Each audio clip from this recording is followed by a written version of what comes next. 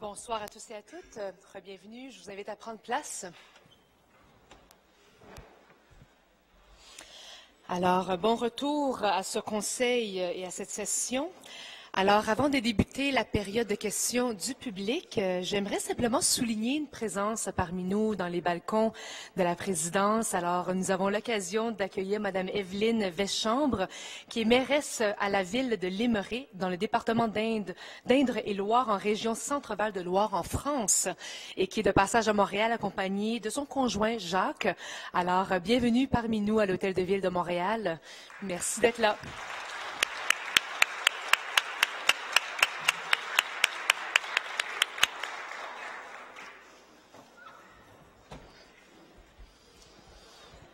Alors, sur ce, nous allons débuter tout de suite la période de questions du public. Alors, j'aimerais accueillir dans la salle du Conseil M. Pierre Pagé à rentrer dans la salle. Oui, bonsoir. Bonsoir, M. Pagé.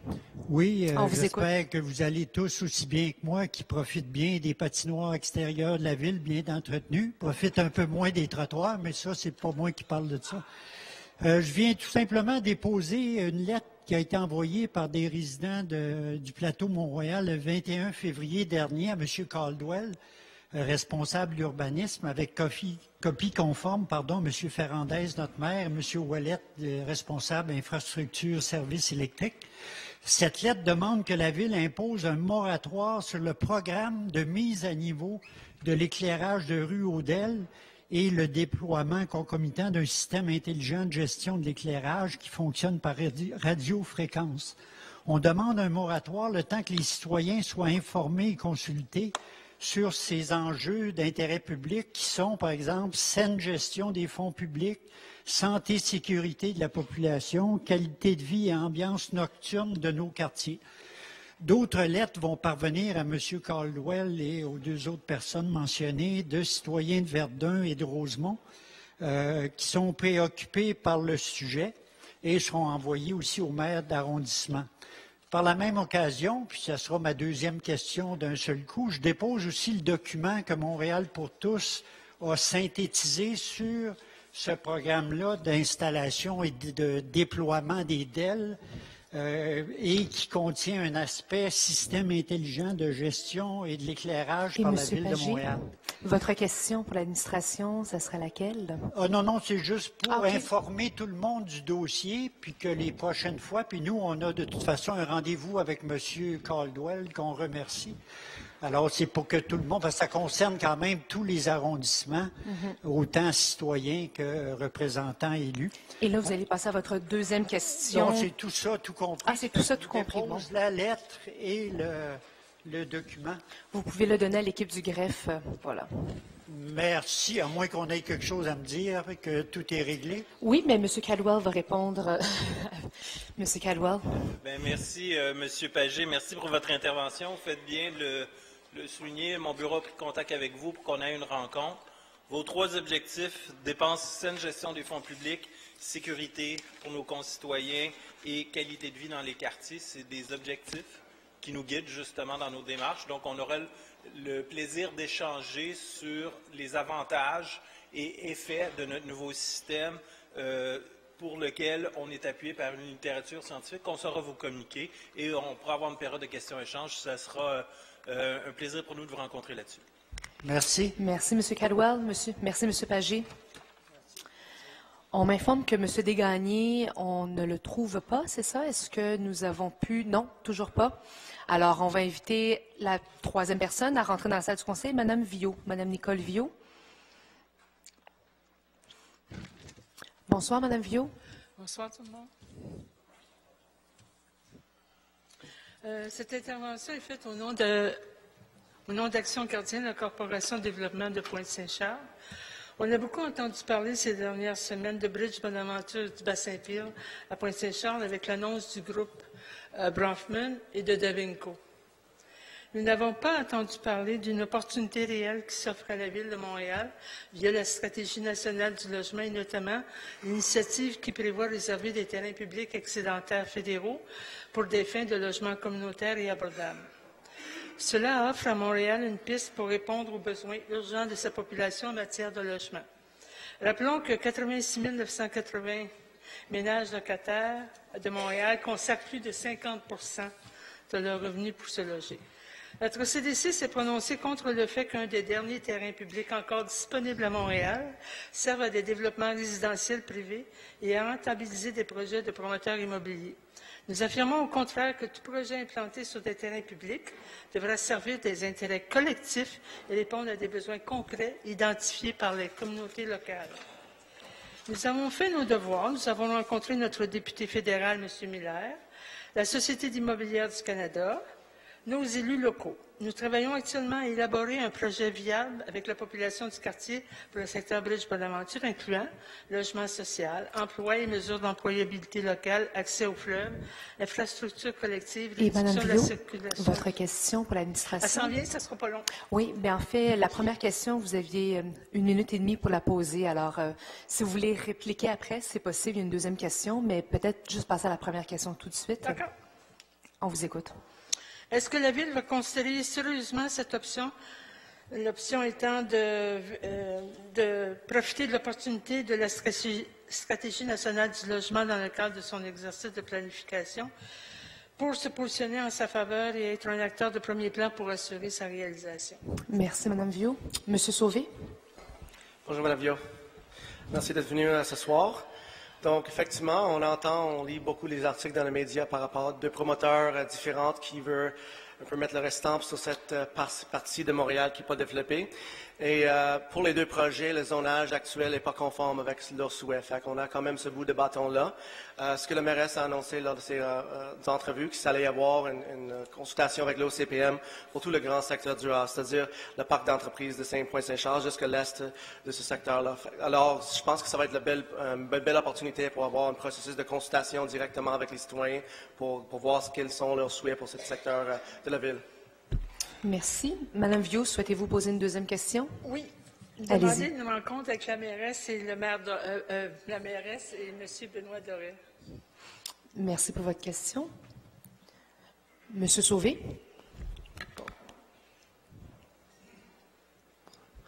Bonjour. En tout cas, toujours plaisir de vous rencontrer. Je ne peux pas parler pour la mairesse. Benoît n'est pas ici ce soir, est en convalescence, mais et on souhaite qu'il ne travaille pas dans son lit.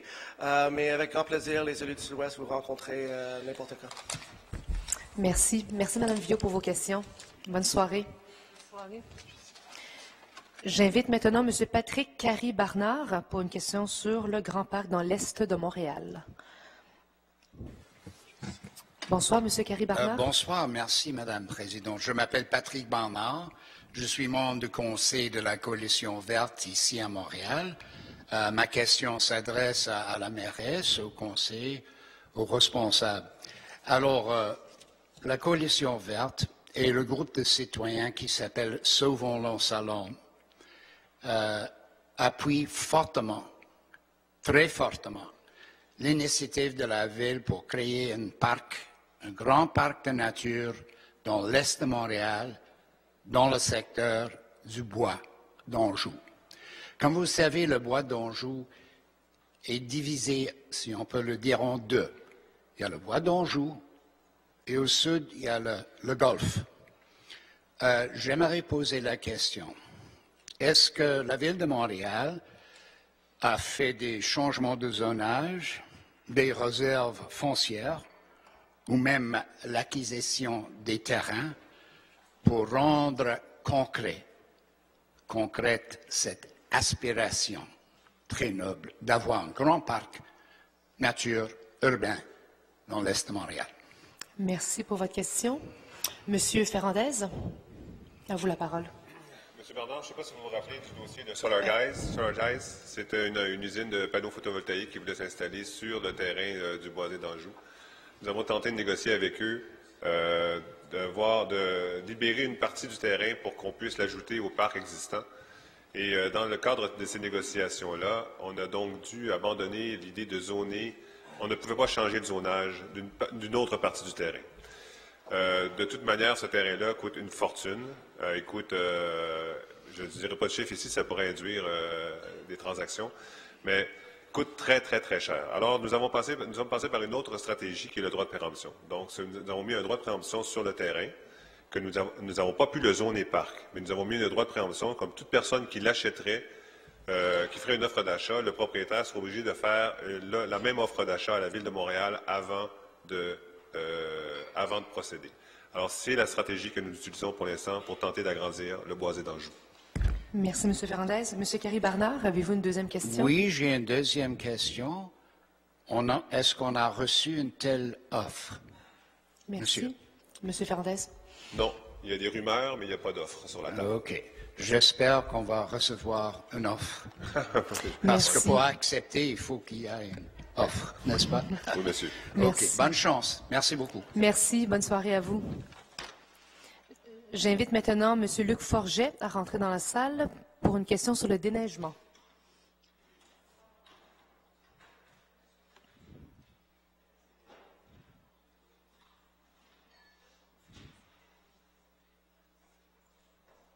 Bonsoir, M. Forget.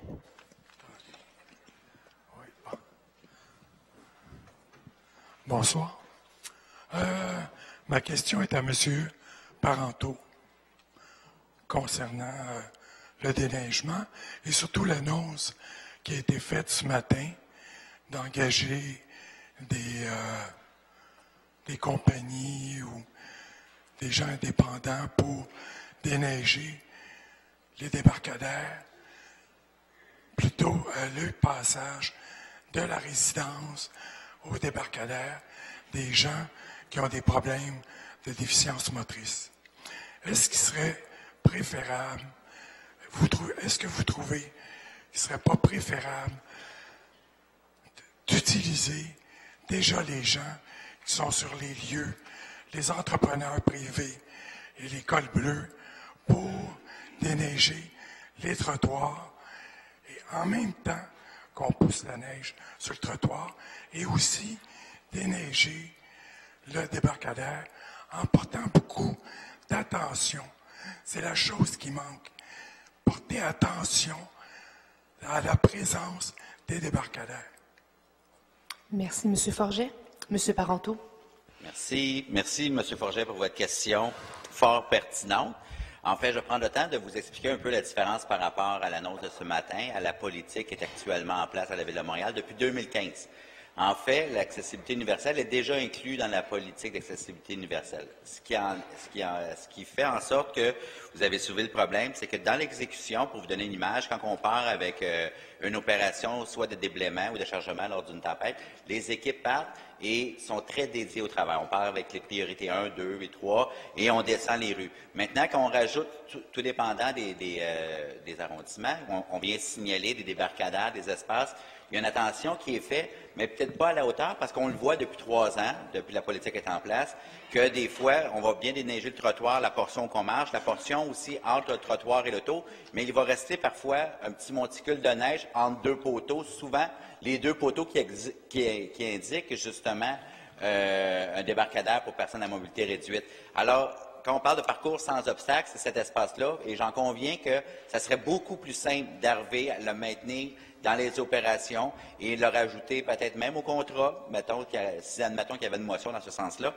Puis, si on le mettait, mais dans les faits, dans l'exécution, quand, je vais faire une analogie, les armées partent puis exécutent le travail, des fois, dans l'exécution, on ne passe pas aussi spécifiquement, puis on ne donne pas le service à la hauteur dédié aux personnes à mobilité réduite. Alors, ce qu'on dit, c'est que mettons-le dans la politique telle qui est en place, faisons-le comme ça, mais en plus, ajoutons un service personnalisé pour s'assurer qu'entre la maison et les rues, qu'on ait un espace complètement déblayé pour pousser à atteindre... Merci, M. Parenteau. Merci. M. Forget, avez-vous une deuxième question?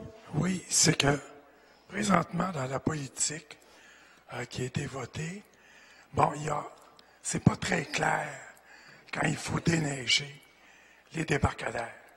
Donc, c'est là tout le problème. Est-ce que, dans la prochaine politique, ça va être très clair quelles sont les dimensions du débarcadère qui doit être déneigé et quand il faut que ça soit dès la chute de neige. Il faut dégager. Il ne faut pas attendre au ramassage. Souvent, c'est 4 jours plus tard. la personne doit quitter souvent le matin. Est-ce que ça va être très clair afin que les entrepreneurs agissent correctement? Merci, M. Forget. M. Parenteau? En fait, vous amenez exactement le point. Pourquoi qu'on a annoncé une telle approche, qu'on voulait prendre une telle approche ce matin. Vous me dites, des fois, ça va prendre jusqu'à 4 jours parce que, selon où vous habitez, je vais vous prendre l'exemple d'un exemple personnel, des fois, le chargement se fait selon les spécificités des espaces stationnement. Mais normalement, le chargement commence immédiatement des heures qui vont suivre la fin des précipitations. Dans la politique de déneigement, c'est très clair l'accessibilité universelle au niveau du déblaiement. Et c'est pour ça qu'à partir de 2,5 cm, on vient déblayer les trottoirs. Maintenant, est-ce qu'on vient dégager l'ensemble jusqu'à la rue? Moi, ce que j'observe sur le terrain, c'est pas toujours le cas. Ça prend un superviseur qui soit là et qui vérifie les parcours et malheureusement, ça manque. Alors qu'on l'indique de la façon qu'on voudra, dans les faits, ça ne réglera pas votre problème. C'est pour ça qu'on veut s'assurer, pour justement pas que ça prenne 4 jours, qu'une fois que la neige est tombée, qu'il y ait une équipe qui va avoir des contrats spécifiques d'aller faire dans un arrondissement 20, 25, 30 ou 40 portes qui vont venir dégager. Merci. Merci. Merci, M. Forget, pour vos questions. Bonne soirée. J'invite maintenant M. Dimitrios Metaxas, une question sur la fermeture de la montagne.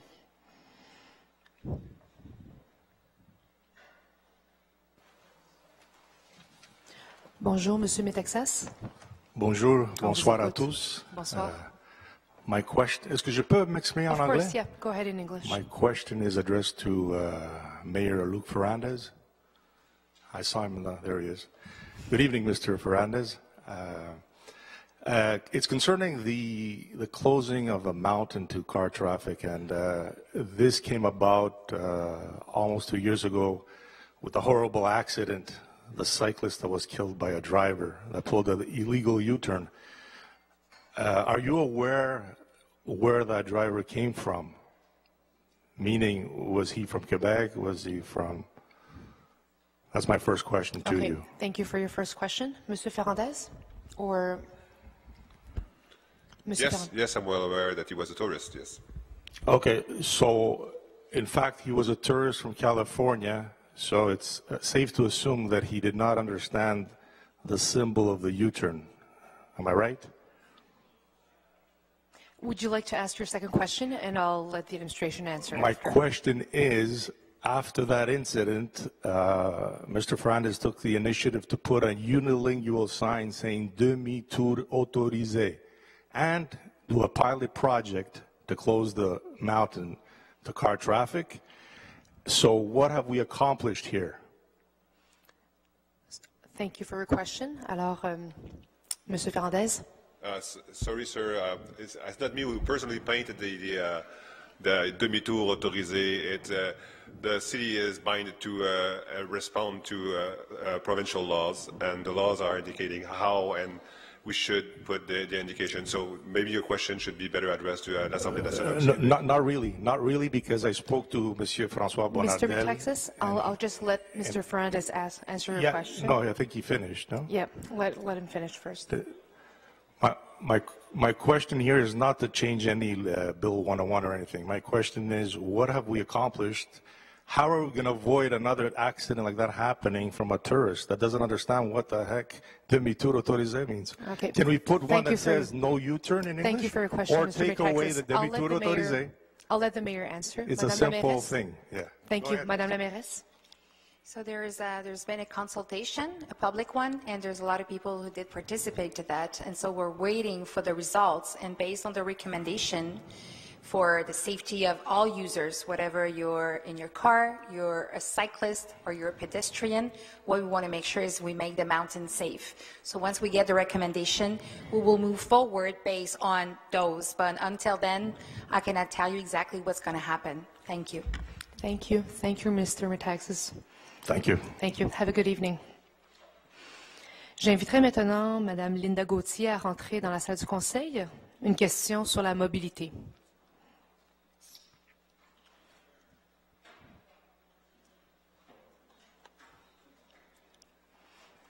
Bonsoir, Mme Gauthier. Merci. Bonsoir, Madame la Présidente, Mesdames, Messieurs les élus.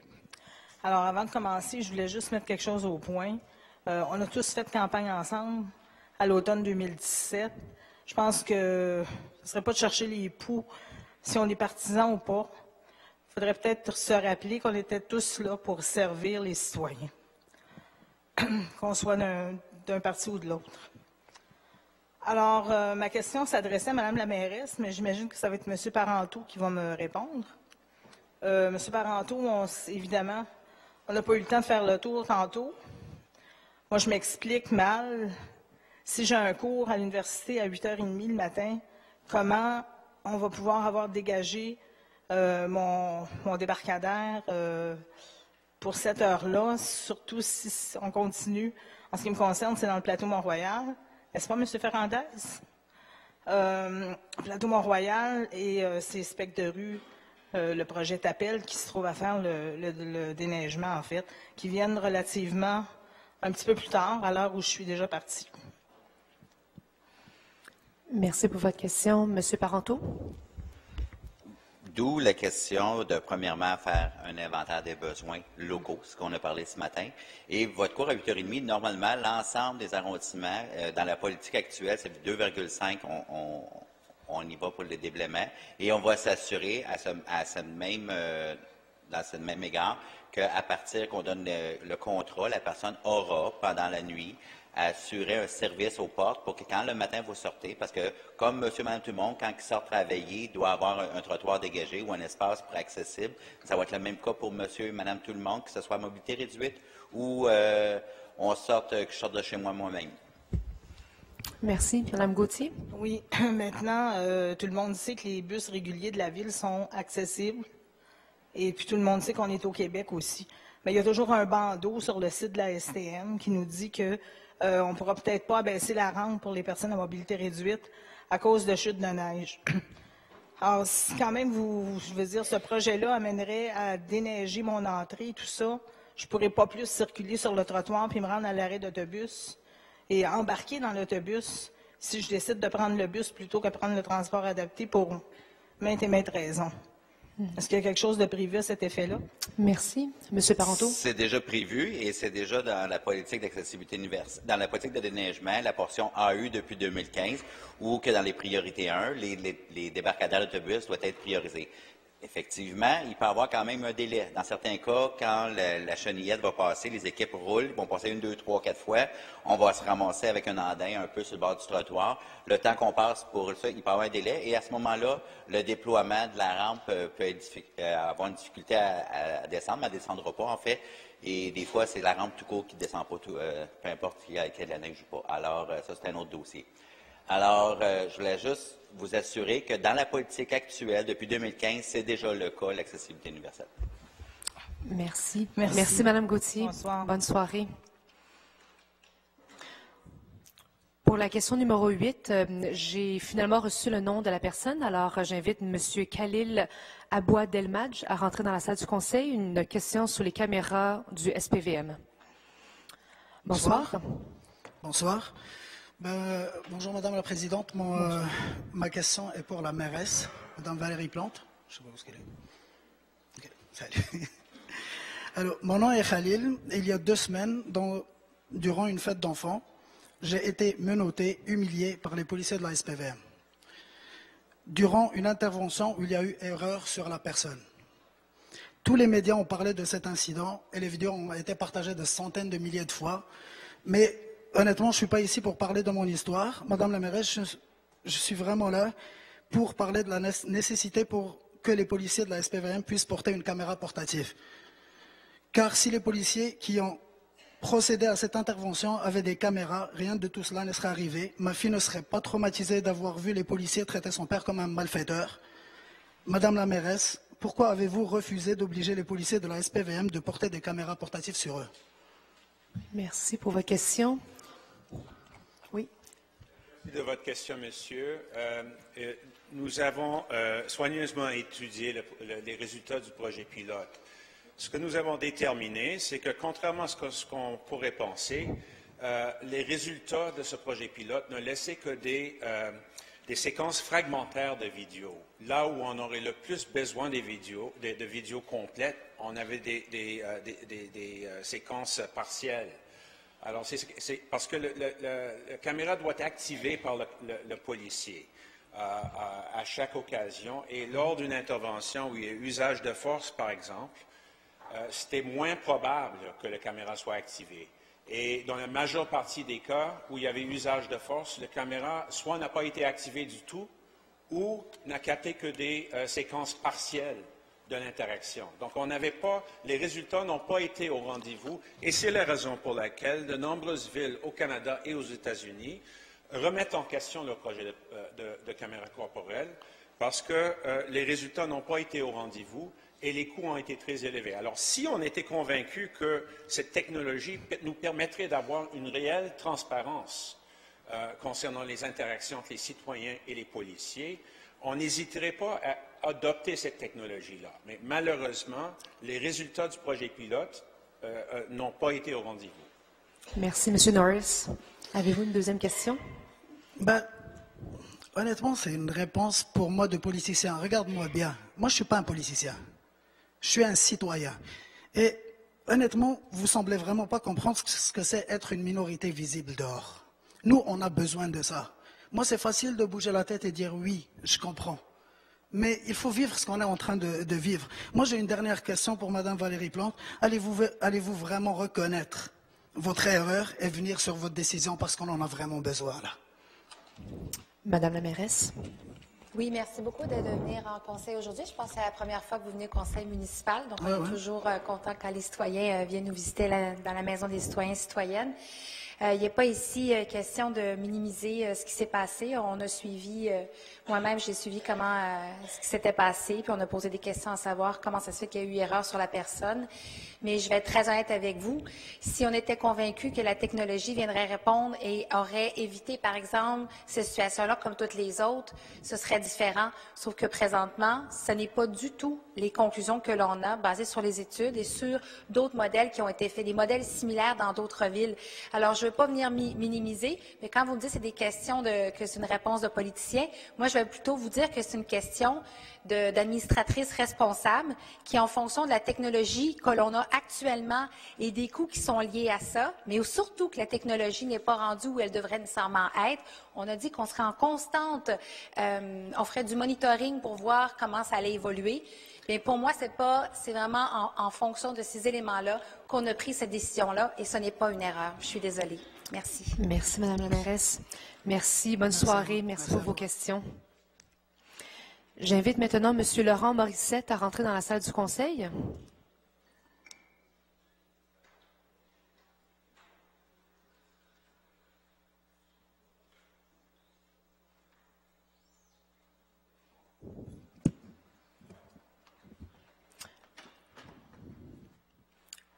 Bonsoir, M. Morissette.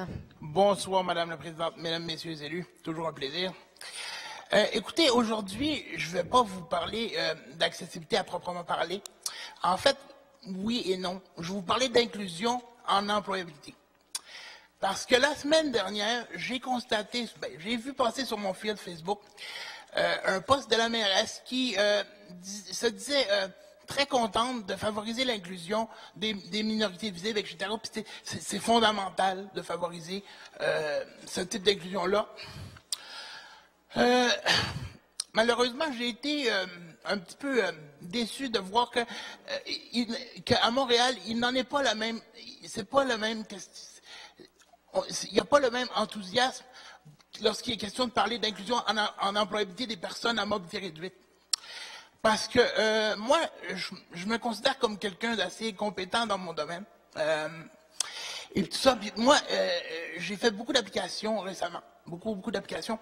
Et puis, évidemment, dans chaque demande d'emploi, il y a la phrase type « Nous encourageons les personnes ayant des limitations à postuler ». Malheureusement, j'ai très peu de réponses favorables, ni même d'appels pour pré-entrevue. C'est leur prérogative de ne pas m'appeler. Mais moi, j'aimerais savoir, est-ce que la Ville pourrait envisager une fois pour toutes être plus proactive au niveau de l'embauche des personnes à mobilité réduite. Parce que c'est bien beau d'avoir des mots puis d'avoir une volonté textuelle de dire on favorise l'embauche des personnes handicapées. Et en conclusion? Mais si on ne pose pas d'action concrète, ça reste juste des mots. Merci. Merci, M. Morissette. M. Baudry, à vous la parole. Bonjour, M. Morissette. Merci beaucoup pour votre question. Vous savez, écoutez, pour nous, l'emploi et l'intégration des personnes vivant le handicap, c'est quelque chose de très important.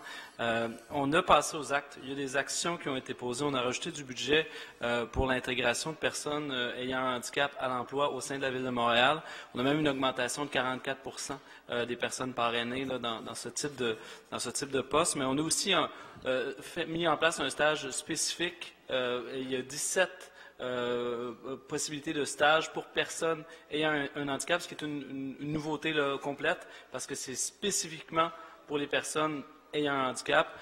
Donc, on pourrait vous transmettre ces informations-là. On le sait que ce sont des défis de tous les jours. J'ai travaillé moi-même en intégration à l'emploi et c'est quelque chose de très complexe. Mais sachez qu'on s'y attarde. Madame Filato en a fait une de ses priorités aussi au niveau de tout ce qui est développement économique. Pour nous aussi, c'est une priorité. Donc, ça nous ferait plaisir d'échanger avec vous et de vous envoyer cette information-là. Oui, ça serait une bonne idée.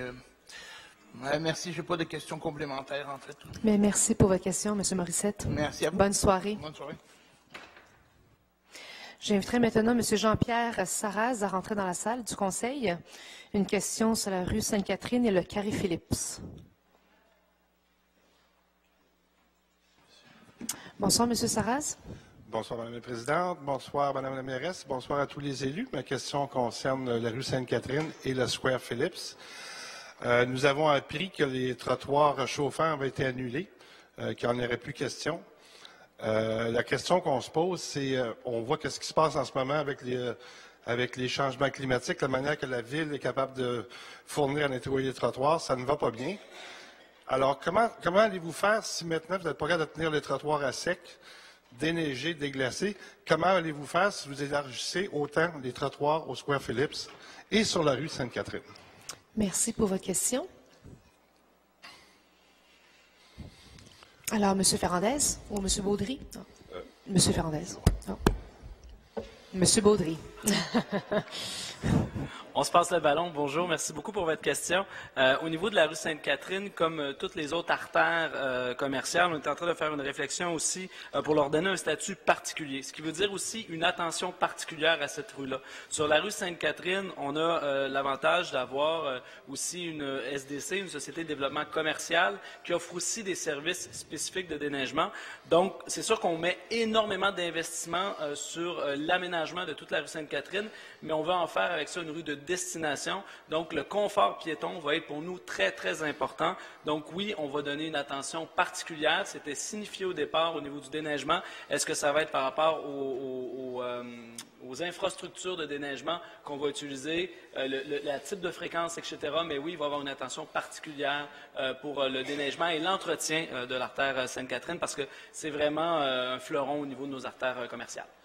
Merci. M. Sarraz? Le confort piéton vous tient à cœur pour la rue Sainte-Catherine.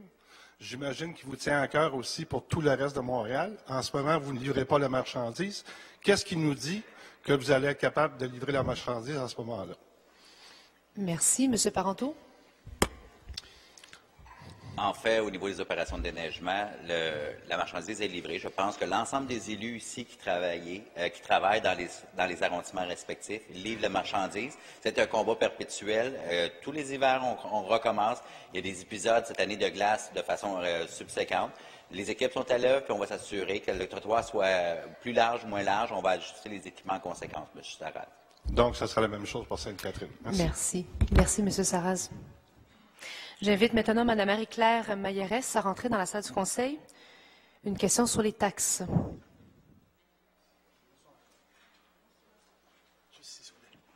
Bonsoir, Mme Maillerès.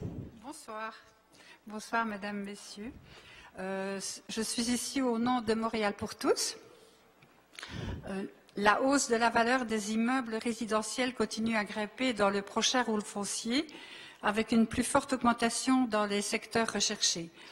Vu l'effet négatif sur le droit au logement qui aide à l'exode des Montréalais vers la banlieue, serait-il possible d'avoir des mesures immédiates en fiscalité, comme un comité de travail pour proposer des mesures pour protéger les petits propriétaires, locataires, commerçants et artistes avant les hausses du prochain rôle foncier? Serait-il possible d'avoir des tarifs moins élevés pour la révision de l'évaluation de son immeuble? Et puis, serait-il possible de faire des pressions plus fortes avec le ministère des Finances du Québec pour élargir le programme de subvention aux aînés pour faire face aux hausses de taxes? Des pressions beaucoup plus fortes sur le ministère des Affaires municipales du Québec pour étudier la faisabilité d'un programme volontaire pour les propriétaires d'immeubles de 5 logements et moins en difficulté, de prêts à faible taux d'intérêt, par exemple, du gouvernement, comme pour les étudiants. Merci. Monsieur Ouellet, à vous la parole. Merci. Merci, Mme Maillerès. En remplacement, en fait, de Benoît Doré, président du comité exécutif et aussi responsable des finances, donc je me permets de vous répondre ce soir. Donc oui, en effet, on est évidemment très conscient de certaines difficultés de Montréalais à rester des fois dans leur quartier, notamment évidemment des personnes rentières, donc qui ne peuvent plus augmenter leurs revenus parce qu'ils sont rendus justement à leur retraite. Il faut savoir par contre qu'au niveau du rôle d'évaluation, le rôle d'évaluation, la formule, en fait, elle est appliquée de la même façon partout au Québec. Il y a eu vraiment une standardisation de la façon que c'est calculé, mais la valeur de votre maison peut augmenter, mais ce n'est pas ça qui fait de facto augmenter nécessairement le compte de taxes, c'est si ça augmente plus haut que la moyenne montréalaise. D'ailleurs, on veut mieux expliquer ça dans... M. Doré a fait une petite capsule justement vidéo pour expliquer ça récemment. L'autre chose, en termes de solutions, pour la première fois, on va faire une consultation pré-budgétaire justement là, au cours des prochains mois à Montréal pour essayer de voir justement, parce qu'on sait que certaines problématiques, dont la vôtre, mais au final, et je suis content que vous interpelliez par exemple le gouvernement québécois, parce qu'au final, les municipalités, notamment Montréal, on est trop dépendant des taxes foncières. Et la mairesse l'a bien dit, on a beau essayer d'optimiser chez nous, mais le pacte fiscal qui va être renégocié aujourd'hui, pas aujourd'hui, mais cette année, c'est extrêmement crucial. Les villes modernes doivent pouvoir diversifier leurs sources de revenus. Merci. Merci. D'ailleurs, nous saluons la mise en place par l'administration de consultations pré-budgétaires pour le budget 2020. Cette décision donne suite peut-être à une des demandes de longue date. Merci beaucoup. Merci beaucoup. Madame Maillerès? Madame Maillerès? Monsieur Ouellet souhaite répondre. Si ça ne vous dérange pas. Allez-y, Monsieur Ouellet. Écoutez, vous savez, Montréal pour tous a fait de nombreuses représentations au cours des années, notamment des années passées, pour avoir entre autres siégé sur la Commission des finances à l'époque. Il faut savoir que pendant longtemps, notre parti politique, pendant de nombreux rapports minoritaires, plusieurs années d'affilée, on demandait justement ce genre de consultation pré-budgétaire. Donc, on est bien content de passer encore une fois de la parole aux actes. Merci. Merci. Merci. Bonne soirée. Bonne soirée. J'invite maintenant Mme Marie Turcotte. Une question sur le déneigement.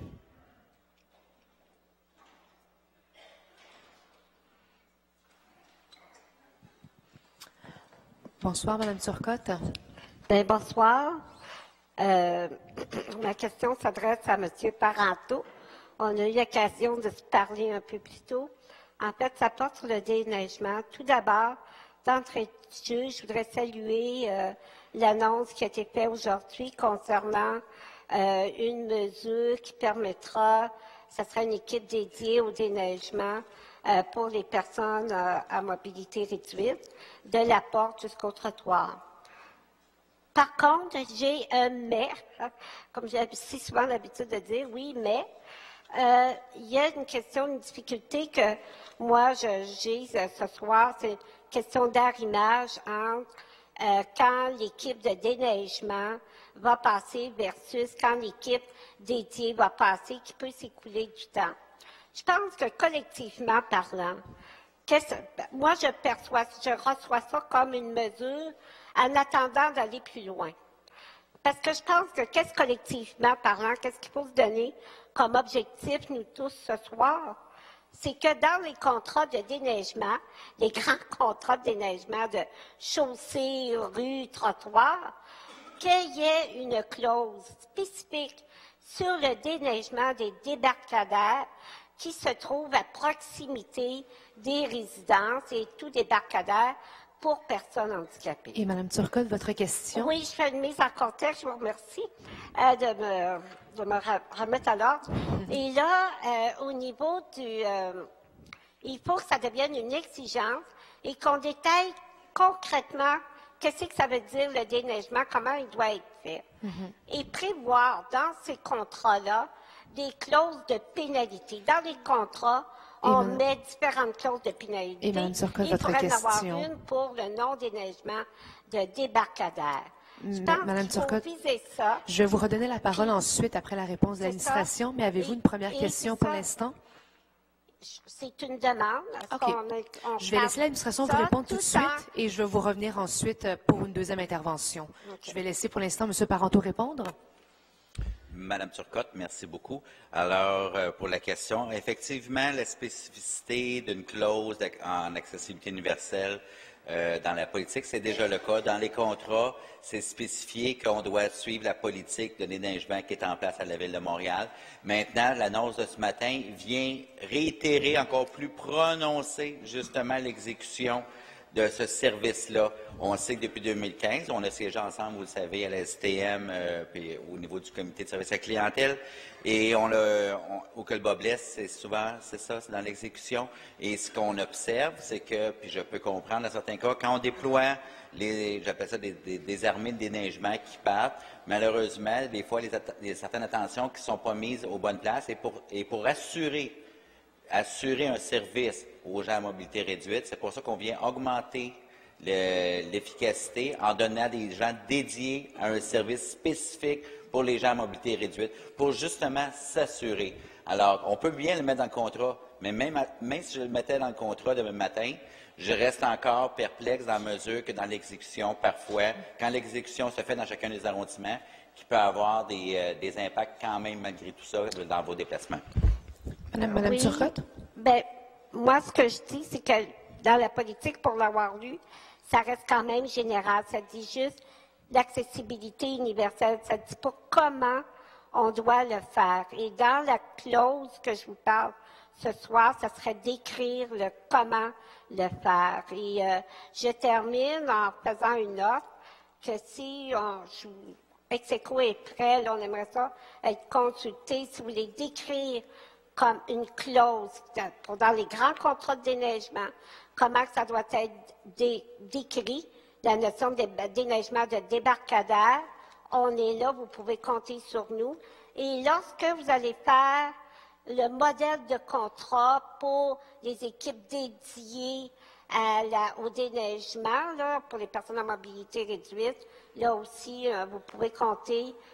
On aimerait ça qu'il y ait une consultation. Ça nous concerne au premier chef. Vous savez qu'on est inquiet ce soir. On a des préoccupations. Fait qu'on est prêt aussi à collaborer. Merci pour votre question. Alors, Monsieur Parenteau. D'accord. Alors, comme expliqué ce matin au niveau de la politique, cette politique-là, cette nouvelle mouture de politique de déneigement va être aussi pensée et faite en collaboration avec l'ensemble des élus qui seront consultés. Et aussi, dans le cadre des organismes, exemple Execo ou d'autres organismes qui pourront venir donner leur mot dans cette politique, autant pour le contrat privé que pour le contrat public plus large là, de la politique de déneigement. Vous pouvez être certain qu'on va vous consulter. Merci. Merci. Merci, Mme Turcotte. Bonne soirée. J'invite maintenant Mme Sonia Sousnière à rentrer dans la salle du Conseil. Une question sur les référendums municipaux.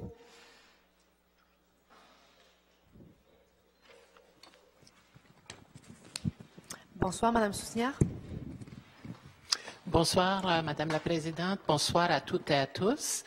Je suis allée hier à la première séance de la consultation publique menée par l'OCPM sur le secteur la Chine Est.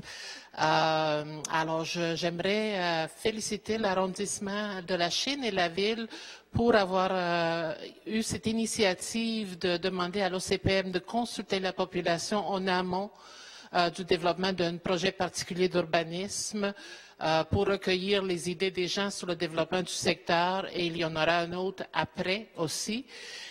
Donc, bravo, merci beaucoup, et de l'avoir fait faire aussi par l'OCPM, un organisme très neutre et crédible. Alors, ma question, elle n'est pas longue, elle s'adresse à Madame Plante. Il y a quelques mois, je suis venue vous voir pour vous demander si vous comptiez effectivement garder les référendums municipaux. Puis à l'époque, on m'avait répondu que oui, mais que vous regardiez s'il n'y avait pas lieu de faire certains changements. Alors, je me demandais où vous en étiez là-dedans. Merci pour votre question. Madame Lavigne-Lalonde. Oui, bonjour, bonsoir. En fait, il n'y a pas de changement par rapport à ce qu'on vous a dit la dernière fois. Notre intention est toujours la même. Toute la question des référendums est évidemment liée à toute la question justement de la politique de participation publique, donc sur laquelle on travaille. Et très prochainement, on espère pouvoir annoncer publiquement un peu plus c'est quoi notre stratégie là, pour mettre sur pied cette politique de participation publique et d'engagement citoyen. D'ici là, c'est le statu quo dans le sens où les référendums existent encore comme ils existaient avant. Et une fois qu'on aura entamé ce processus de consultation, comme je vous disais, ce qu'on constatait, c'est que les référendums ont quelque chose de très intéressant, mais ils pourraient peut-être être bonifiés, modifiés. Donc, c'est un peu ce qu'on va vouloir explorer très prochainement. On sera en mesure de vous annoncer tout ça, j'espère, d'ici quelques mois. Merci, Madame Soussignard. Oui, je suis un peu perplexe parce que dans les changements amenés par le projet de loi 122, suite à leur adoption, il faut adopter une politique de participation publique en vue d'éliminer les référendums. Alors, je suis un peu surprise d'entendre ce langage-là parce que vous l'aviez tellement bien défendu, Madame Plante et Monsieur Croteau devant la commission parlementaire en tout cas, il faut vraiment garder cette parcelle de démocratie essentielle pour les citoyens. Merci, Madame Lavigne-Lalonde. Vous avez raison, notre intention n'est pas dans le projet de loi, dans la loi, ce que ça disait, c'est vous pouvez, si vous souhaitez abolir les référendums, adopter une politique de participation publique. À la Ville de Montréal existe déjà une politique de consultation publique, seulement elle n'a pas été révisée depuis un bon nombre d'années. Donc, on profite de ce contexte-là pour revoir comment fonctionnent les référendums actuellement. Il n'est pas de notre intention de les abolir, parce qu'on est tout à fait d'accord, on maintient la position que c'est un pouvoir qui est dans les mains des citoyens, que c'est un des rares pouvoirs décisionnels qu'ont les citoyens. Donc, notre position n'a pas changé sur la pertinence d'avoir un tel pouvoir, mais est-ce qu'on peut l'améliorer? Est-ce qu'on peut le bonifier? Faire en sorte que ce soit un outil qui soit plus intéressant? Donc ça, c'est ce qu'on regarde. Et en même temps, on se dit, notre politique de consultation publique, elle date. Profitons de ce contexte-là pour l'améliorer, la bonifier. C'est ce qu'on espère vous annoncer prochainement, le processus pour mener à ça, parce qu'on ne veut pas faire ça tout seul.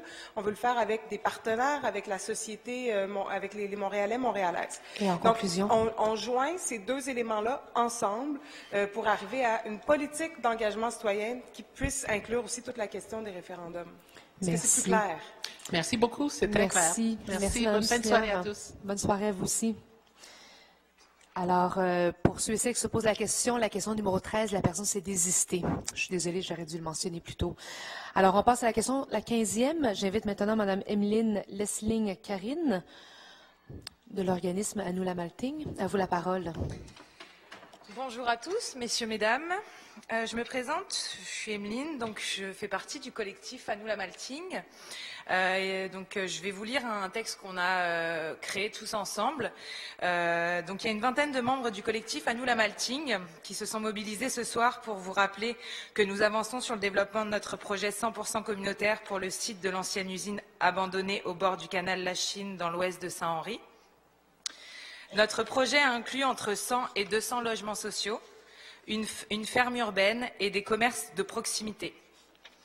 Nous avons mis sur pied 8 comités de travail qui avancent sur un plan d'affaires pour le site. Nous avons obtenu un financement de Centraide de Grand Montréal pour un poste de chargé de projet et de notre arrondissement pour la rédaction de ce plan d'affaires. Ce soir, nous vous rappelons, Madame Plante, que seule la ville-centre, qui a les moyens d'acquérir le site, est l'enlevée du marché spéculatif. Projet Montréal a reçu 75 millions afin de décontaminer des sites et ne cesse pas de parler de l'importance de la mise en réserve des terrains. Vous avez même un budget de 50 millions de dollars pour ça. Nous pensons qu'il faut absolument qu'une bonne partie de cet argent soit dédiée à ce projet 100% Lamaltine, à nous Lamaltine. Ayant déjà entendu les réponses de M. Doré et Mme Popéanou. Votre question? Justement, ayant déjà reçu des réponses de ces personnes-là et ayant constaté que le dossier n'avance pas, je m'adresse aujourd'hui à Madame Plante pour savoir quelle part de ces budgets cités en amont pouvons-nous espérer pour le projet à nous Lamaltine. Merci, Madame Karine. Madame Sigouin, allez-y. Merci, Madame la Présidente. Bonsoir, Madame Lesling, Bonsoir. Anne-Marie Sigouin, conseillère de ville dans le district concerné. Donc, ça me fait plaisir de répondre à votre question ce soir. Merci. Comme vous le savez, pour l'administration comme pour les élus du Sud-Ouest, la question du logement social et abordable est quelque chose qui nous préoccupe très fortement. On est bien au courant du projet sur lequel vous travaillez, puisqu'on vous soutient de plusieurs manières à ce que vous le développiez. Maintenant, comme vous savez, il s'agit d'un projet qu'on veut développer sur un terrain qui appartient à un propriétaire privé depuis de nombreuses années. En fait, le site est abandonné depuis le début des années 80. Il a toujours été entre les mains de propriétaires privés. Ça a changé de main récemment, mais on est toujours dans la même situation. Donc, à savoir pour la question de la mise en réserve, c'est vraiment quelque chose qu'on doit approcher de façon très prudente, parce que c'est un site qui est très contaminé, effectivement, qui a une grande valeur, un grand potentiel de développement. Alors, on doit attendre que les projets nous soient déposés et les analyser quand on aura ça en main. Ça serait irresponsable à l'égard des fonds publics de mettre une réserve ou de faire une acquisition sans qu'il y ait de projet sur la table. Alors, on a hâte d'avoir, dans le fond, des nouvelles du projet sur lequel vous travaillez. Merci, Mme Sigouin. Madame Karine, avez-vous une deuxième question? Je vais répondre à ça. On aurait besoin d'une réponse assez concrète, puisque aujourd'hui, la réserve de ce site nous permettrait de faciliter notre accès justement au terrain et donc de faciliter notre plan d'affaires aussi et son développement. Aujourd'hui, sans cette mise en réserve, on est un petit peu bloqué. Donc on a beau avoir des aides, on a beau se mobiliser, les gens du quartier, les différents organismes. Aujourd'hui, on est bloqué et on a besoin d'une réponse concrète de votre part et d'une participation à notre projet pour nous soutenir et pour qu'on puisse avancer tous ensemble. Merci. Madame Sigouin. Oui, en fait, je ne peux que répéter ce que j'ai déjà dit. Sans dépôt de projet concret, ce ne serait pas possible pour la Ville de penser procéder à une réserve foncière.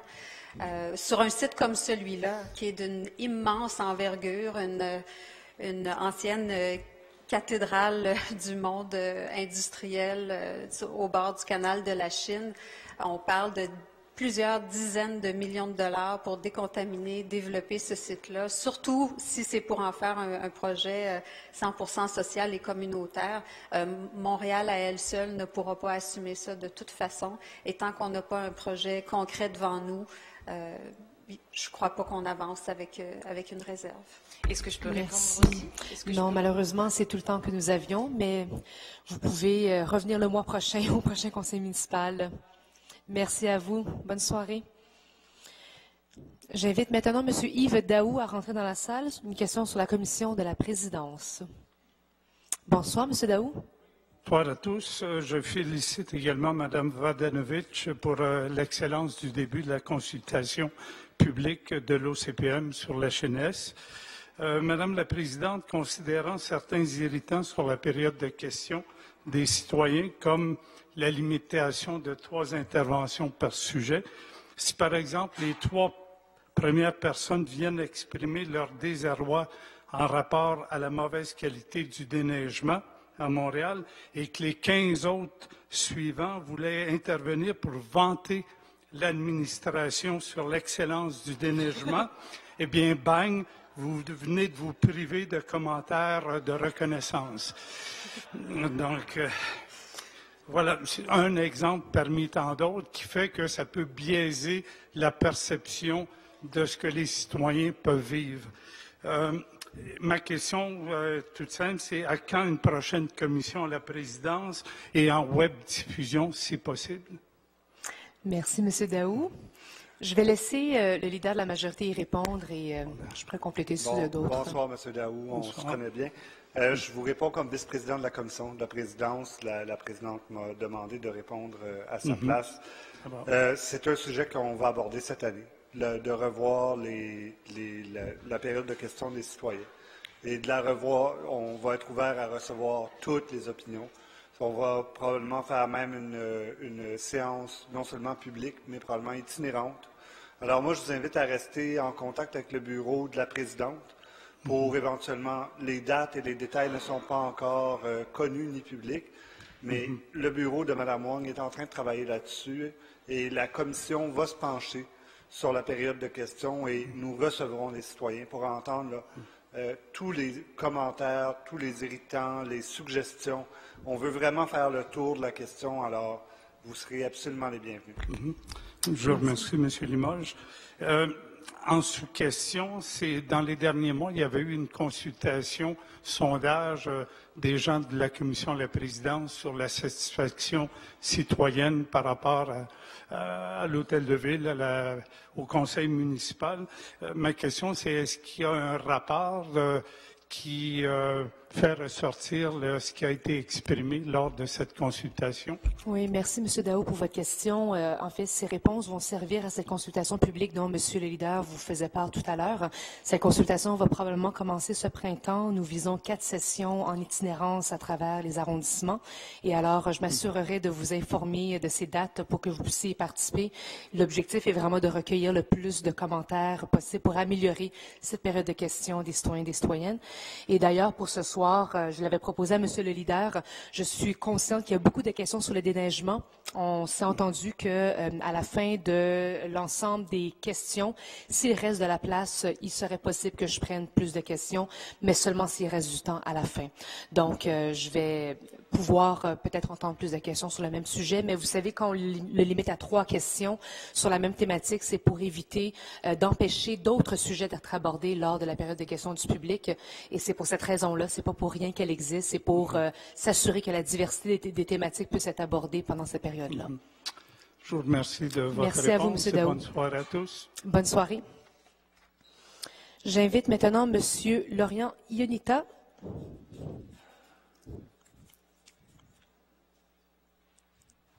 Bonsoir, M. Ionita. Bonsoir tout le monde. Bonsoir, M. Mialet. Je viens souvent et chaque fois j'ai un sujet. J'arrive jamais à l'exposer. Ce soir, j'en ai plusieurs dans ma tête, je ne sais pas avec quoi commencer. Je pense que ça va être la marijuana. J'aimerais bien féliciter tous les arrondissements qui se sont associés justement pour interdire la marijuana dans leur arrondissement. Félicitations. Et j'aimerais bien rappeler que j'ai fait de la demande dans notre arrondissement, Côte-des-Neiges, Notre-Dame-des-Grâces.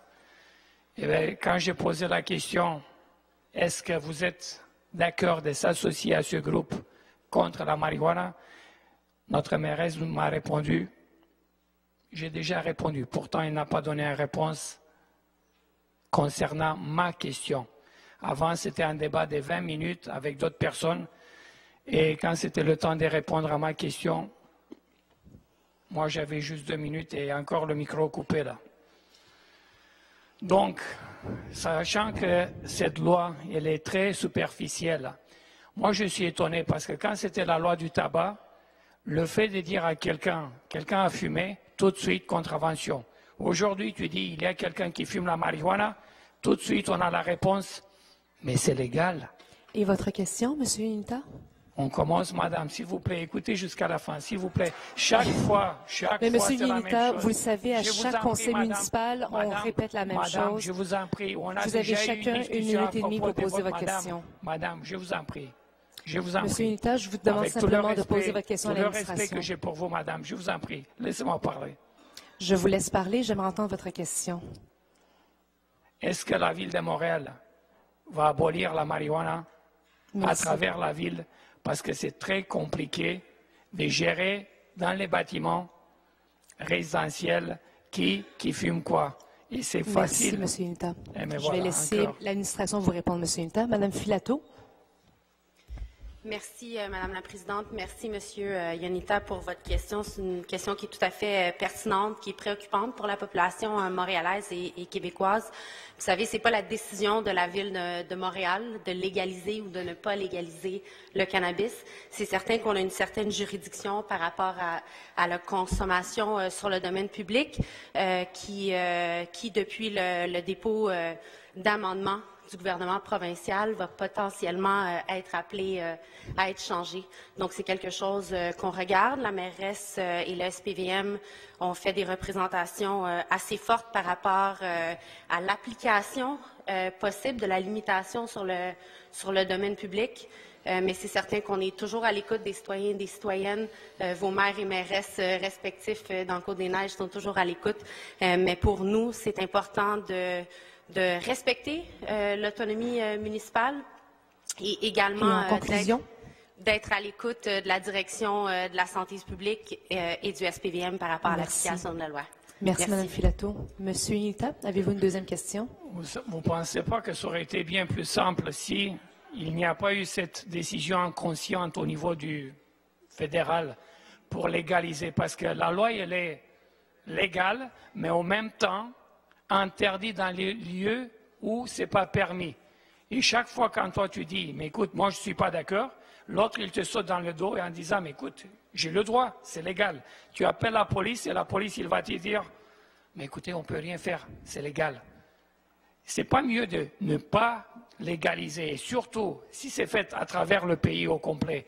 S'il vous plaît, on va faire quelque chose à travers la ville de Montréal, parce que c'est déjà un bon commencement. 5 arrondissements, ils ont dit non. Peut-être entre-temps, il y a d'autres qui se rajoutent à ce groupe-là. Moi, j'ai demandé, ma mairesse, madame, je vous en prie, parce que c'est dur quand on est... Mais oui, vous hochez la tête, là, je vous vois, madame. Vous n'êtes pas d'accord. C'est dur dans un bâtiment résidentiel, quand quelqu'un il fume la marijuana, elle peut passer très facilement à travers les conduits de l'air et ça rentre dans nos appartements. Votre deuxième question? Est-ce que la Ville de Montréal va agir pour interdire sur l'île de Montréal de fumer la marijuana? Merci, M. Unita. Madame Filato ou M. Miele? M. Miele, s'il vous plaît. M. Miele, allez-y, M. Monsieur Miele. Unita, j'aimerais simplement clarifier un aspect parce que je n'ai jamais fait de la politique en donnant des attentes à la population qui ne sont pas les faits véridiques. Si nous sommes intervenus à Saint-Laurent pour interdire l'utilisation et l'usage du cannabis sur le domaine public, l'exemple que vous donnez, notre règlement ne vient pas le gérer. Ça demeure légal d'utiliser dans une résidence de Saint-Laurent le cannabis. Merci. Merci, M. Unita, pour vos questions. Bonne soirée. Alors, ceci met fin à la période de questions du public. Bonne soirée. Monsieur le leader. Alors, comme le veut la tradition, on va continuer pour 30 minutes. Parfait. Alors, nous allons prolonger la période de questions de 30 minutes. Alors, on va poursuivre avec M. Eric Allen. Je l'inviterai à rentrer dans la salle du Conseil. Une question sur le PTI. Bonsoir, M. Allen. Bonsoir, Mme Wam. Je suis content de vous voir. Content de vous revoir. Merci. Donc, ma question s'adresse à M. Parenteau. Donc, je suis un citoyen du quartier Saint-Michel, et puis on a découvert qu'on avait l'intention d'installer un centre de tri dans notre quartier. En tout cas, c'est ce que le PTI nous laisse croire. Donc, quand j'ai posé la question en arrondissement, on m'a dit que ce n'était pas la seule option étudiée. Ma question, c'est de savoir quelles sont les autres options qui sont étudiées pour un centre de tri dans l'Est de Montréal. Merci, M. Allen. M. Parenteau. En fait, il n'y a pas de centre de tri qui est projeté. Il y en a déjà un dans Villeray-Saint-Michel par extension, qui est le centre de tri qui est géré par Tiru en ce moment. Dans le PTI, ce que vous avez vu, c'est la part d'un chemin qui menait à un centre de tri. Le centre de tri n'est pas prévu en tant que tel pour la deuxième phase en ce moment dans le PTI actuel.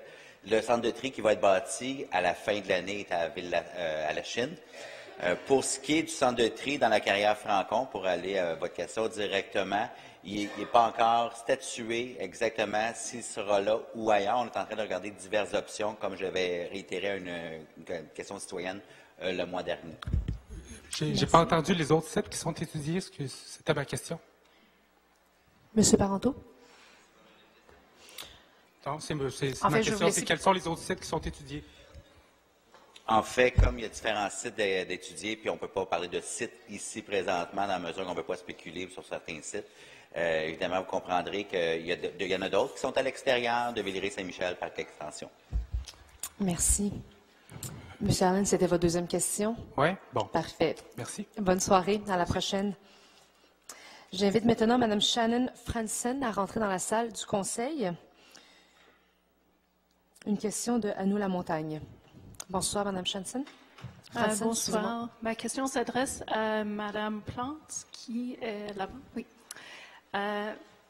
Donc, je suis ici avec une quarantaine de membres et alliés de le collectif Anou Lamontagne qui a bravé le froid ce soir. Puis, si juste notre présence ne vous fait pas réfléchir, j'espère que ma question va faire le job, parce qu'il fait extrêmement froid dehors, puis on était dehors pendant 45 minutes. Alors, je vais poser ma question. Donc, Mme Plante, en janvier, l'arrondissement Le Sud-Ouest a donné le feu vert à un projet de plus de 300 condominiums à 4700 Saint-Ambroise sur le canal La Chine à Saint-Henri, et ce, malgré la mobilisation du quartier contre la conduisation de ce site, qui se situe juste à côté de la Canada Mountain à Saint-Henri. Plus de 800 personnes ont signé une lettre aux élus de Projet Montréal s'opposant au projet, et l'ensemble des organismes du quartier se sont positionnés contre encore un autre projet de condominium dans notre quartier. Avec l'adoption du P12 Turcot, ce conseil de ville, donc vous, tout le monde ici, sous l'administration de Projet Montréal, a pris une orientation de protéger les berges du canal à Saint-Henri contre la condoisation. Ben, l'administration de Benoît Doré a quand même permis le projet privé en janvier. Et votre question? Et alors, dans ce contexte, nous nous demandons si, Mme Plante, si vous va réellement respecter vos promesses de soutenir notre projet 100% communautaire pour le site de la Canada Mountain. Merci. Et dans les 18 mois, la Ville n'a rien fait sur ce dossier jusqu'ici. Oui. Merci pour votre question. Madame Sigouin? Merci, Madame la Présidente. Merci, Madame Franzen, pour votre question. Alors, effectivement, le projet du 4700 à Saint-Ambroise a surpris les gens, on le comprend. Moi, je ne me suis pas engagée en politique pour ajouter plus de condos sur le bord du canal de la Chine. Il faut savoir que sur ce terrain-là, qui est effectivement dans le territoire du P12, c'était le seul terrain zoné habitation et commercial. Donc, on avait très peu de leviers pour empêcher un projet de plein droit. Il faut savoir également que, oui, on parle de 300 quelques condos, mais aussi et vous êtes bien au courant, de 198 à 100 logements sociaux, un CPE de 80 places, une épicerie, une entreprise qui va aider les start-ups à démarrer, même si c'est peut-être un pléonasme. Donc, pour nous, pour les élus qui ont voté en faveur, c'est un projet qui avait une mixité assez exemplaire. Et c'est ce qui a fait qu'en bout de ligne, la majorité d'entre nous avons voté pour. Maintenant, pour ce qui est de la malting, on est bien conscient, bien au fait que vous réclamez la réserve ou l'acquisition de ce terrain-là depuis longtemps. Mais comme j'ai dit tout à l'heure, c'est un projet de si grande envergure qui demanderait des investissements publics si importants que, en l'absence d'un projet concret, que ce soit communautaire ou privé, on n'est pas en mesure de faire ce geste-là à ce moment-ci. Merci. Madame Franzen, avez-vous une deuxième question? Oui, j'ai une sous-question quand même, et encore une fois, ma question s'adresse à Madame Plante parce qu'on demande le soutien de la ville-centre. On sent qu'on a déjà le soutien de notre arrondissement, donc merci Madame Sigouin pour votre réponse, mais on veut aussi compter sur l'appui de la ville-centre. L'inaction du projet Montréal dans le dossier de 4700 Saint-Ambroise a fait le jeu de promoteur et actuellement, l'inaction de la Ville de Montréal dans le dossier de la malting fait aussi le jeu des promoteurs privés. Pour développer un projet comme ça, une collectivité citoyenne comme nous a besoin de collaborer avec les fonctionnaires de la Ville-Centre. On a déjà demandé votre collaboration, on a reçu un non comme réponse. Et ça nous questionne très beaucoup. Juste aujourd'hui, j'ai cru comprendre qu'il y a un changement de main du propriétaire pour le Canada Malting.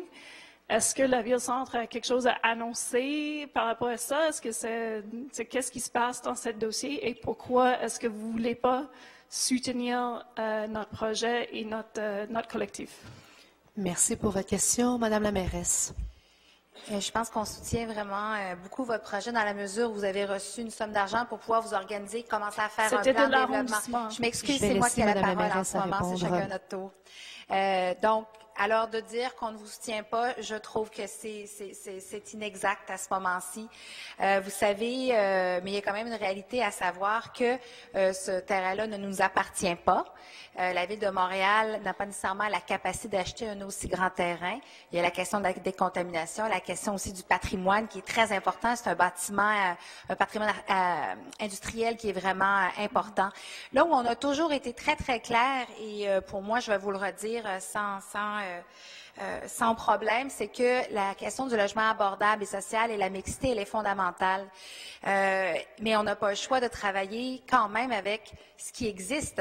Si c'était un terrain qui appartenait à la Ville de Montréal, on aurait une conversation différente, mais ce n'est pas le cas.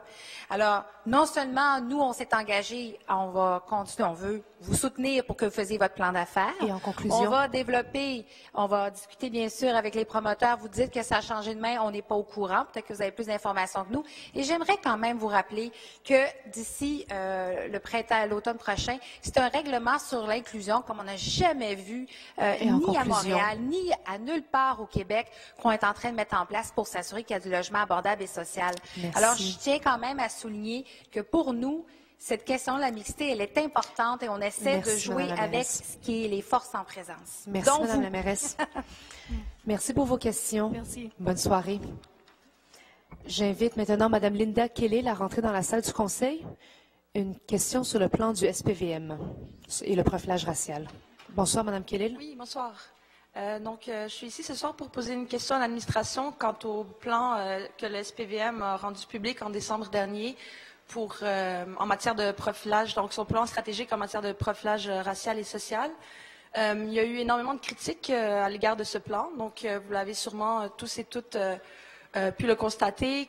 En faisant une revue de presse, on constate rapidement qu'il n'y a pas d'organisme qui considère que ce plan est en mesure de vraiment éliminer le profilage racial et social au sein du SPVM.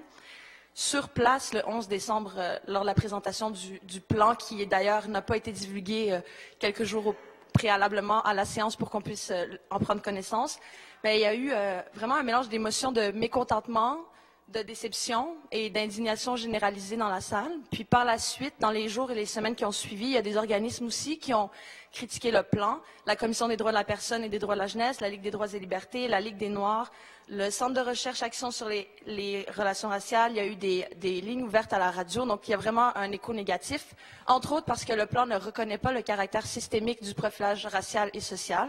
Il n'y a pas de reconnaissance explicite que c'est un problème aujourd'hui qui existe à Montréal. D'ailleurs, en présence de la mairesse, le nouveau directeur, le jour de son assermentation, a dit à un journaliste « Est-ce qu'il y en a en parlant de profilage racial et social ?» Peut-être qu'il y en a, mais la ligne est très mince entre une perception de profilage racial et assurer la sécurité des Montréalais et des Montréalaises. Donc, il n'y a aucune reconnaissance et le plan ne propose pas de mesures pour éliminer le profilage racial. Donc, ce que je demande, c'est qu'est-ce que l'administration, est-ce qu'elle est à l'écoute des critiques et des demandes de réécrire et de retravailler le plan? Merci. Merci, Mme Kellil. Mme Goulet, à vous la parole. Oui, bonsoir. Merci beaucoup, Mme Kellil, pour votre question. Écoutez, le plan a fait l'objet de critiques, mais il est une réponse quand même systémique à un problème que l'on prend très, très au sérieux. Il y a 4 axes identifiés, 10 actions importantes. C'est un plan comme on n'en a jamais vu auparavant, qui implique de la formation des policiers, du travail avec les partenaires, des mécanismes d'identification des comportements à risque et aussi, jamais produit auparavant, nous allons produire des indicateurs de suivi avec une équipe de 3 chercheurs indépendants qui vont suivre ces indicateurs liés au comportement signalés des policiers, liés aux activités qui vont être réalisées au SPVM, liés à la satisfaction de la population, liés à la diversification des effectifs policiers et liés, chose très nouvelle, aux interpellations policières et à l'analyse qui en seront faites par ces chercheurs-là. Alors, je pense que un bilan annuel est également prévu de suivi de ces indicateurs et des activités, des 10 actions présentées dans le plan d'action, alors qui est prévu à la fin de cette année en séance publique de la Commission de la sécurité publique.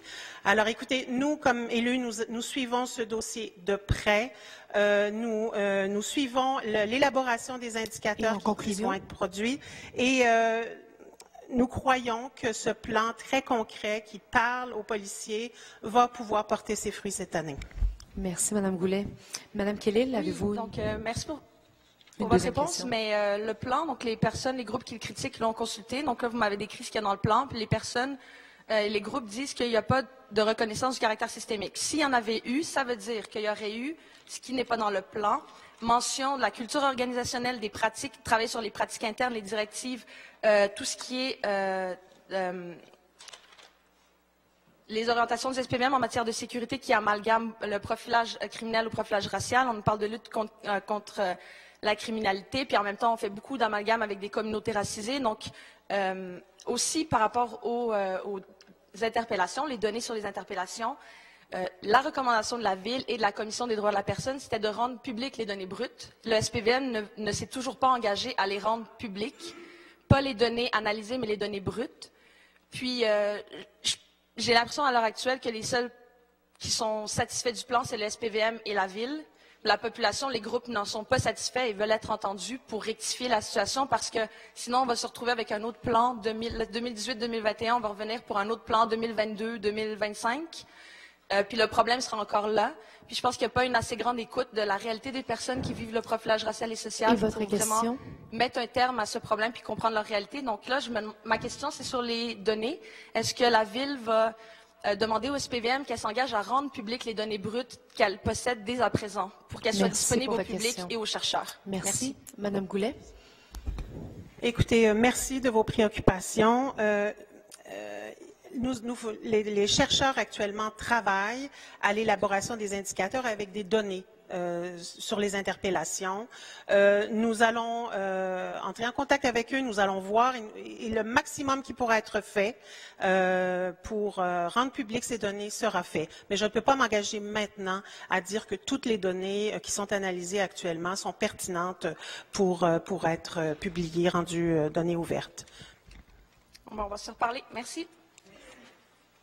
Merci beaucoup. J'invite maintenant M. Burrill à rentrer dans la salle du Conseil.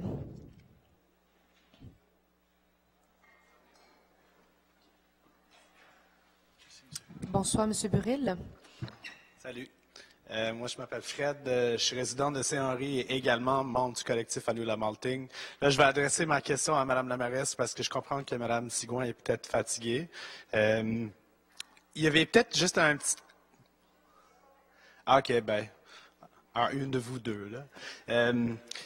Là, je veux juste comme clarifier quelque chose, parce que tantôt, Mme la mairesse, vous avez parlé de mixité sociale. Nous, on ne parle pas de mixité sociale ou du logement abordable. Nous, on appelle ça le déplacement en étapes. On parle d'un projet 100% communautaire, d'un geste audace qui dépasse le cadre de l'inclusion. Parce que Saint-Henri, on était les premières à vivre l'inclusion. Et on peut vous dire, sans hésitation, ça ne marche pas. Ça fait 20 ans qu'on vit une augmentation dans le coût des terrains, qu'on peine donc à développer les quelques logements accordés. Et donc là, on est dans un cercle vicieux. Il faut développer le projet pour avoir le site. Il faut avoir le site pour le développer. Nous, de notre bord, on fait de notre mieux pour sortir de ce cercle-là. Là. On vient d'avoir un petit appui de l'arrondissement de 10 000 qui nous a permis d'aller chercher 50 000 de la part de Centraide. On a appris la semaine dernière qu'on a l'argent pour un chargé de projet qui peut nous aider à coordonner tout ça. Mais concrètement, de votre part, qu'est-ce que vous faites pour que le projet ne soit pas développé dans le privé? Et est-ce que vous trouvez ça correct qu'avec toutes les ressources et les connaissances qui sont disponibles au gouvernement municipal, de tout mettre sur les épaules des résidents et résidentes de Saint-Henri, de vous livrer à un projet complètement fait, complètement réfléchi, et vous attendiez juste ça, et sinon ça va développer au privé? Merci, M. Burrill. Madame Sigouin, à vous la parole. Oui, merci, Madame la Présidente. Merci, M. Burrill. Ça ne date pas d'hier, ce souhait-là de la communauté de voir la Malting se développer avec un projet 100% social et communautaire. Déjà en 2012, il y avait eu un premier projet de déposer, il y a eu une énoncé patrimoniale qui s'est fait durant notre campagne en 2013. Plusieurs personnes avaient fait des représentations, on avait signé un moratoire, on avait suspendu tout projet pendant 15 mois, on a respecté ça jusqu'à la fin. Mais depuis tout ce temps-là, comme je le disais tantôt, depuis le début des années 80, on fait affaire avec un propriétaire privé, un nouveau plus récemment. Vous êtes au courant, je pense bien. Donc, c'est pas un terrain ni municipal, ni provincial, ni fédéral, et c'est un site d'une envergure inégalée, en état avancé de dégradation. Ça représenterait, vous le savez très bien, des investissements, comme je le disais plus tôt, de dizaines de millions de dollars. Donc, la Ville peut pas, je l'ai mentionné, ce serait irresponsable à l'égard des fonds publics de dire on acquiert ça, on met ça en réserve pour en faire quoi? On ne le sait pas à ce moment-ci. Vous nous en parlez depuis 2012, mais on n'a toujours pas de projet concret entre les mains. Donc, on est un peu dans une impasse par rapport à ça. On ne peut pas demain matin faire l'acquisition sur la base d'une vision, mais sans projet. Merci, Mme Sigouin. M. Burrill, est-ce que vous avez une autre question? Mais moi, dans ce que vous me dites, Mme Sigouin, j'entends deux choses. D'abord, que la propriété privée est mystérieux. On n'a aucune idée comment le transformer en autre chose. Puis deuxièmement, que vous n'avez pas de pouvoir à développer un projet, à travailler en collaboration avec nous. Puis on vous invite dès le début, dégager des ressources humaines, dégager les planeurs de la ville pour travailler avec nous. Fait que je vous demande concrètement, qu'est-ce que vous faites à part d'attendre? Est-ce que les gens qui ne sont pas payés livrent la marchandise? Vous, est-ce que vous faites quelque chose pour assurer que ça ne soit pas développé en condo à part d'attendre que nous, on fait votre travail? Merci, M. Burrill. Madame la mairesse? Bien, écoutez, on pourrait avoir une longue conversation dans la mesure où, pour nous, moi, je considère que le fait qu'on soit les premiers à vous soutenir financièrement, pouvoir organiser et mettre un projet en place, mais c'est ça la réalité. Et j'aimerais vous rappeler que le fait que ça ne soit ni un terrain de la Ville, ni un bâtiment de la Ville, quand vous dites que vous développez le projet pour nous, pour moi, ça ne marche pas, la logique n'est pas la même. Moi, ce que je veux faire, c'est travailler avec vous pour qu'on puisse avoir un projet. Vous voulez 100 %? Est-ce que ça sera 100 %? Honnêtement, je ne peux pas vous répondre aujourd'hui. Mais vous comprendrez non plus que je ne peux pas, tantôt, il y avait votre collègue qui disait, on veut avoir 50 millions ou tant de millions pour pouvoir tout de suite dire c'est ça qui va se passer. C'est impossible parce que moi, je suis redevable à l'entièreté des Montréalais et des Montréalaises. Alors, je ne peux pas engranger des sommes sans avoir rien, un plan, une planification à long terme, à quoi ça pourrait ressembler. C'est impossible. Alors, moi, je dois agir comme, encore une fois, une gestionnaire responsable. En conclusion. Mais on veut travailler avec vous et c'est pour ça qu'on vous soutient financièrement, je le rappelle, pour avoir un agent de projet pour vous aider à organiser et les idées et le projet. Mais la volonté de travailler ensemble est réelle. Mais tout le monde va devoir mettre de l'eau dans son vin également. Merci. Merci, M. Burrow, pour vos questions. Bonne soirée. J'invite maintenant M. Jean Duval à rentrer dans la salle du Conseil.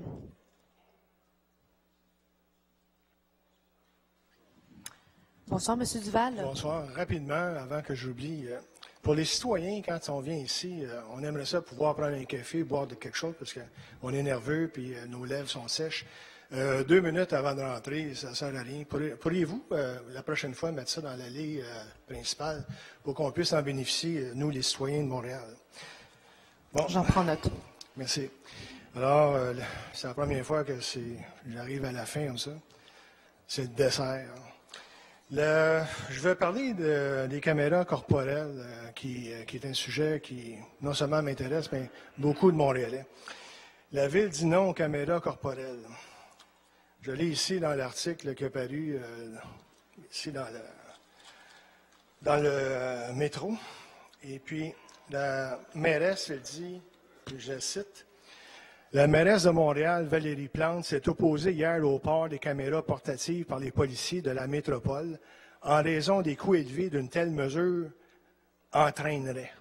Ensemble Montréal, qui est l'opposition, déplore cette décision. » Alors, un peu plus bas, on dit qu'il y a des municipalités qui ont décidé de ne pas continuer leur projet pilote, justement parce qu'il y avait des résultats mitigés et que ça impliquerait des sommes majeures.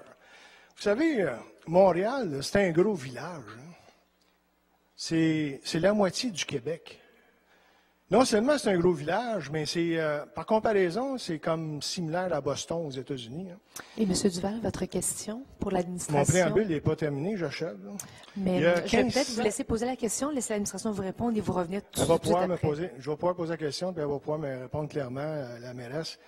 Mais je vous demanderai quand même de poser une première question, puis je vous reviendrai pour une deuxième. Et vous pourrez faire un deuxième préambule. 1500 corps policiers qui opèrent actuellement avec ça depuis une dizaine d'années. 1500. C'est toutes des caves.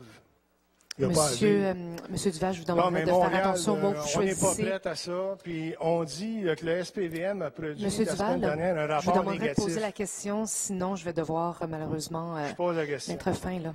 Comment se fait-il qu'on laisse le corps de police faire sa propre enquête, son propre rapport, ses propres conclusions, puis qu'on amène ça tout cru dans la bouche à la mairesse, disant que la police n'aime pas ça. On a-tu demandé à la police à l'aimer ça? C'est pour protéger les citoyens. Je vais laisser l'administration vous répondre tout de suite. Alors, M. Norris, allez-y. Merci beaucoup de votre question, M. Duval. Je pose la question à la mairesse, oui, mais ce n'est pas elle qui répond. Oui, mais c'est M. Norris qui Ce n'est pas ce que nous avons fait, en fait. Nous avons soigneusement analysé les résultats du projet pilote et nous sommes venus à la même conclusion à laquelle plusieurs grandes villes canadiennes et nord-américaines sont venues, à l'effet que cette technologie n'est pas au rendez-vous, n'est pas à la fine pointe requise pour être fiable, pour assurer la transparence des interactions entre les citoyens et les policiers.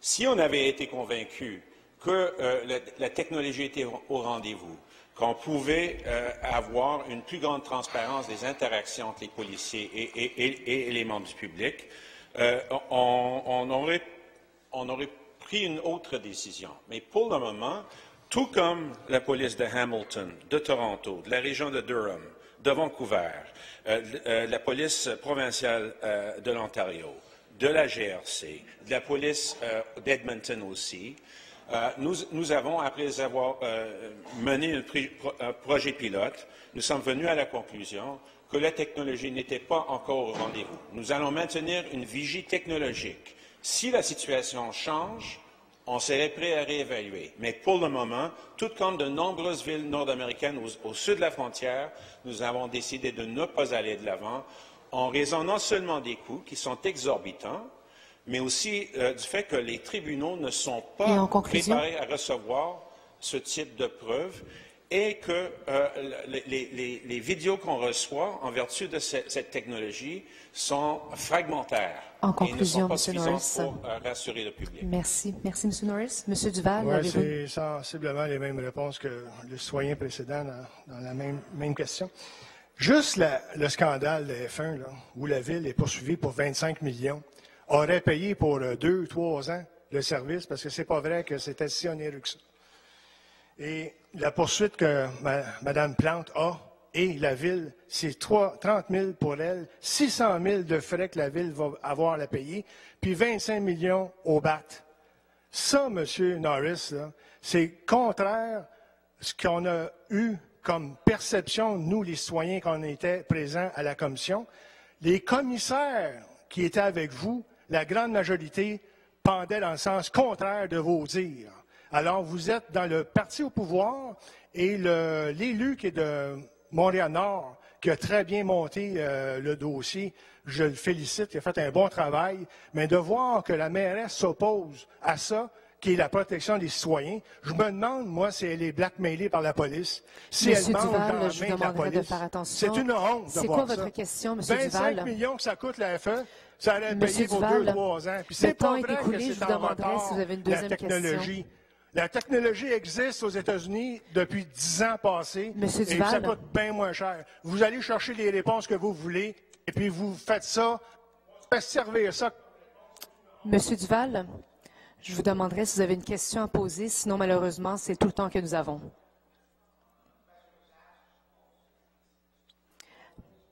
Alors, on va prendre vos commentaires. Monsieur Norris, souhaitez-vous réagir à ces commentaires? Pas vraiment. Je ne vois pas le lien entre la poursuite contre la mairesse et la Ville de Montréal et les caméras portatives. Je ne vois aucun lien, franchement, M. Duval. Je pense que vous êtes, dans ce cas-ci, un peu à côté de la traque. Merci beaucoup, M. Norris. Merci, M. Duval. Duval. À 25 millions, là, ça, on ne peut pas la laisser passer, faire des actes comme ça. À cause de ça qu'elle a pris le pouvoir.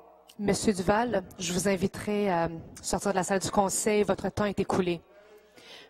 Monsieur Duval, merci pour vos questions. Monsieur Duval, je vous demanderai de quitter la salle du Conseil. Les 2 questions ont été posées. Merci beaucoup. Oui. Les gardiens vont vous accompagner. Merci beaucoup, Monsieur Duval. Merci, Monsieur Duval. Bonne soirée, Monsieur Duval. Merci.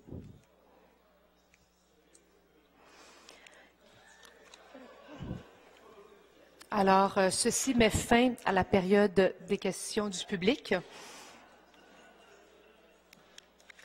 Alors, on va reprendre l'ordre du jour. Monsieur le leader. Madame la Présidente, j'ai une proposition à faire à l'opposition officielle, étant donné qu'on a plusieurs choses qui s'offrent à nous en ce moment. C'est-à-dire qu'il y a un débat en cours, mais on a aussi des invités pour les nominations et on avait accord pour traiter de votre motion sur l'accessibilité universelle maintenant. Alors, je vous propose, si vous êtes d'accord, qu'on suspende le débat qui était en cours pour faire place, dans un premier temps, rapidement aux nominations, tout de suite après à votre motion, et on reprend le débat en cours après. Monsieur le greffier, il semble y avoir accord. Est-ce que quelqu'un d'autre s'oppose? Personne? Parfait. Allons-y. Alors, je vais appeler les items du chapitre 51 du Conseil municipal.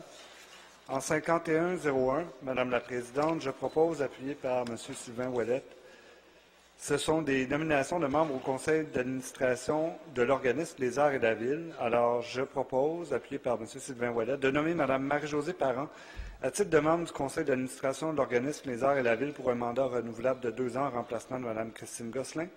De nommer Mme Gina Tremblay à titre de membre du Conseil d'administration de l'organisme Les Arts et la Ville pour un mandat renouvelable de 2 ans en remplacement de Mme Nathalie Maillé. de remercier les membres sortants pour leur contribution au sein du conseil d'administration de l'organisme des Arts et la Ville. Merci, Monsieur le leader. Alors, ces nominations sont adoptées. Alors, en 5102, ce sont des nominations de membres au Conseil interculturel de Montréal et il est proposé par moi-même, appuyé par M. Sylvain Ouellet, de nommer Mme Aranzazou Recaldé à titre de membre du Conseil interculturel de Montréal pour un mandat de 3 ans à compter de février 2019, se terminant en février 2022, en remplacement de Mme Colline Camier. J'espère que j'ai bien prononcé le nom. Oui, correctement, pas trop pire. Bon, quand on lit je lis beaucoup de noms pour la première fois, là, je dois toujours le faire. C'est un guess. Et de remercier Mme Camier pour sa contribution au sein du Conseil interculturel de Montréal.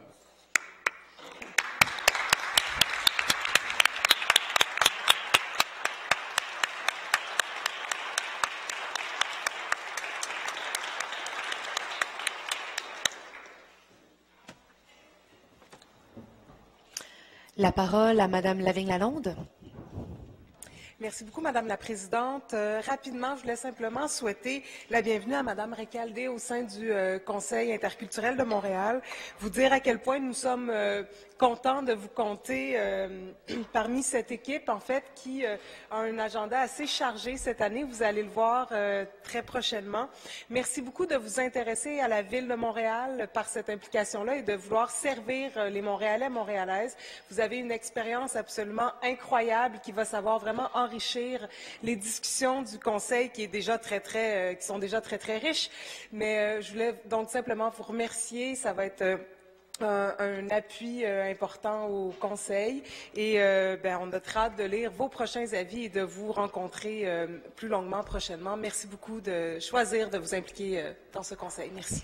Merci, Mme Lavigne-Lalonde. La parole à Mme Gianou.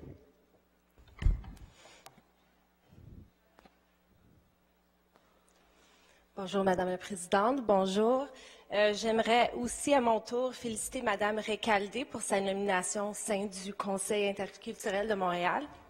J'ai fait partie du processus de sélection. Alors, j'aimerais, vous féliciter et je suis certaine que Mme Recaldé assumera entièrement son rôle auprès du CIM. Au-delà de toutes ses compétences et connaissances, elle détient un impressionnant parcours universitaire et professionnel, notamment auprès de Citoyenneté et Immigration Canada comme analyste politique ou encore auprès du Bureau international des droits de l'enfant comme chargé de projet.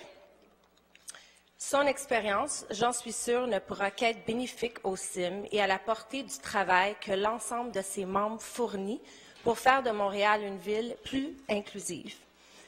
Je suis également fière de voir que le CIM, avec 7 hommes et 8 femmes, est un organisme paritaire, en plus d'être le reflet multiculturel de Montréal. Rappelons que le Comité interculturel de Montréal tient un rôle primordial pour rendre Montréal inclusive, notamment grâce aux nombreux avis qu'il émet et ses précieuses recommandations qui nous poussent à poser des gestes concrets pour l'inclusion des minorités ethniques, interculturelles, des nouveaux arrivants, des immigrants, de toutes les personnes qui se sentent exclues à Montréal. La consultation publique sur le racisme et la discrimination systémique débutera au printemps 2019. Et nous espérons que la Ville de Montréal s'appuiera sur les conseils et les recommandations de ses membres et des nombreux autres partenaires pour avancer ensemble vers une société plus inclusive. Merci. Merci, Mme Gianou. La parole à M. Parenteau. Ah, vous n'avez pas buzzé, non? Pardon, votre nom était sur l'écran, c'est pour ça. Bien, merci pour vos prises de parole. Alors, ces nominations sont adoptées. Félicitations et bienvenue.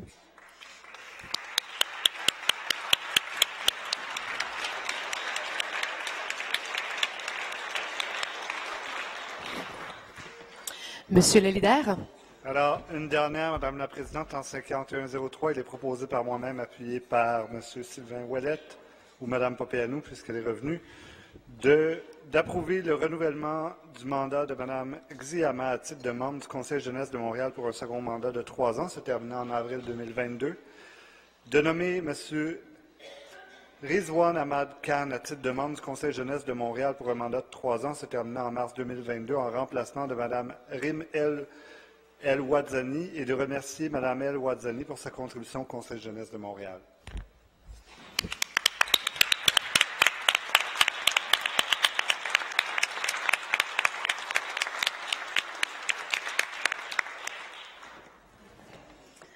Alors, la parole à M. Langevin ou à Mme, oui. Alors, je vais donner la parole à Mme Lavigne-Lalonde en premier, puis ensuite à M. Langevin. Merci beaucoup. Écoutez, je vais être brève. Je voulais évidemment remercier Mme Ma de vouloir poursuivre pour un deuxième mandat avec le Conseil jeunesse et évidemment féliciter M. Khan pour sa nomination. Comme vous le savez, les trois conseils sont des instances démocratiques vraiment importantes pour la Ville de Montréal puisqu'elles nous permettent d'avoir un regard focusé selon certains enjeux, que ce soit les enjeux plus interculturels, la jeunesse ou les enjeux qui touchent plus précisément les femmes avec le Conseil montréalais. Donc, ça nous permet vraiment d'avoir votre regard sur certains enjeux. Plus tôt, la semaine dernière, le Conseil jeunesse déposait notamment un avis là, sur la mobilité dont on a lu avec attention les recommandations. Et on a évidemment hâte de lire vos prochains avis. Je sais que vous avez, vous aussi, un agenda chargé. Et donc, je voulais simplement vous remercier pour votre engagement. Merci pour ce que vous faites et au plaisir de travailler ensemble. Merci. La parole à M. Langevin. Je souhaite tout d'abord féliciter Mme Exia Ma pour le renouvellement de son mandat en tant que membre du Conseil jeunesse depuis 2016. Son engagement auprès de la jeunesse est remarquable. De plus, j'ai été heureux de faire partie du comité d'embauche, moi aussi, et je souhaite la bienvenue à M. Rizwan Ahmad Khan. Je suis certain que son engagement auprès du Conseil jeunesse de Montréal ne pourra qu'être bénéfique. Montréal, ce sont des étudiants, des adolescents, des nouveaux travailleurs, mais aussi des jeunes en situation d'itinérance. La jeunesse, c'est donc une multitude d'enjeux et nous avons besoin de tous les acteurs impliqués pour trouver des solutions innovantes et audacieuses et répondre aux difficultés que peuvent rencontrer tous les jeunes d'aujourd'hui. Et c'est la raison d'être du Conseil jeunesse de Montréal qui, depuis sa création en 2003, travaille sans relâche pour représenter les jeunes montréalais au niveau de la ville. On leur donne la parole, leurs intérêts sont entendus et représentés au sein des institutions, mais aussi dans la vie de tous les jours. Concrètement, le Conseil jeunesse a mis, depuis sa création, près d'une vingtaine de mémoires portant sur des enjeux qui intéressent les jeunes et qui les touchent plus particulièrement. De plus, on est heureux de voir que le Conseil jeunesse, en plus de représenter la jeunesse montréalaise auprès des instances de la Ville, est le miroir de la diversité montréalaise. Le Conseil jeunesse est une représentativité de la diversité géographique, linguistique, culturelle et sociale de la jeunesse montréalaise, ainsi qu'une parité entre les hommes et les femmes. Enfin, nous espérons que la prochaine stratégie montréalaise de la Ville de Montréal sera bientôt publiée par l'administration. La jeunesse est ce qui fait de Montréal une ville dynamique, une ville pleine d'avenir. Merci. Merci, M. Langevin. Merci pour vos interventions. Alors, ces nominations sont adoptées également. Félicitations aux membres. Monsieur le leader, nous allons poursuivre.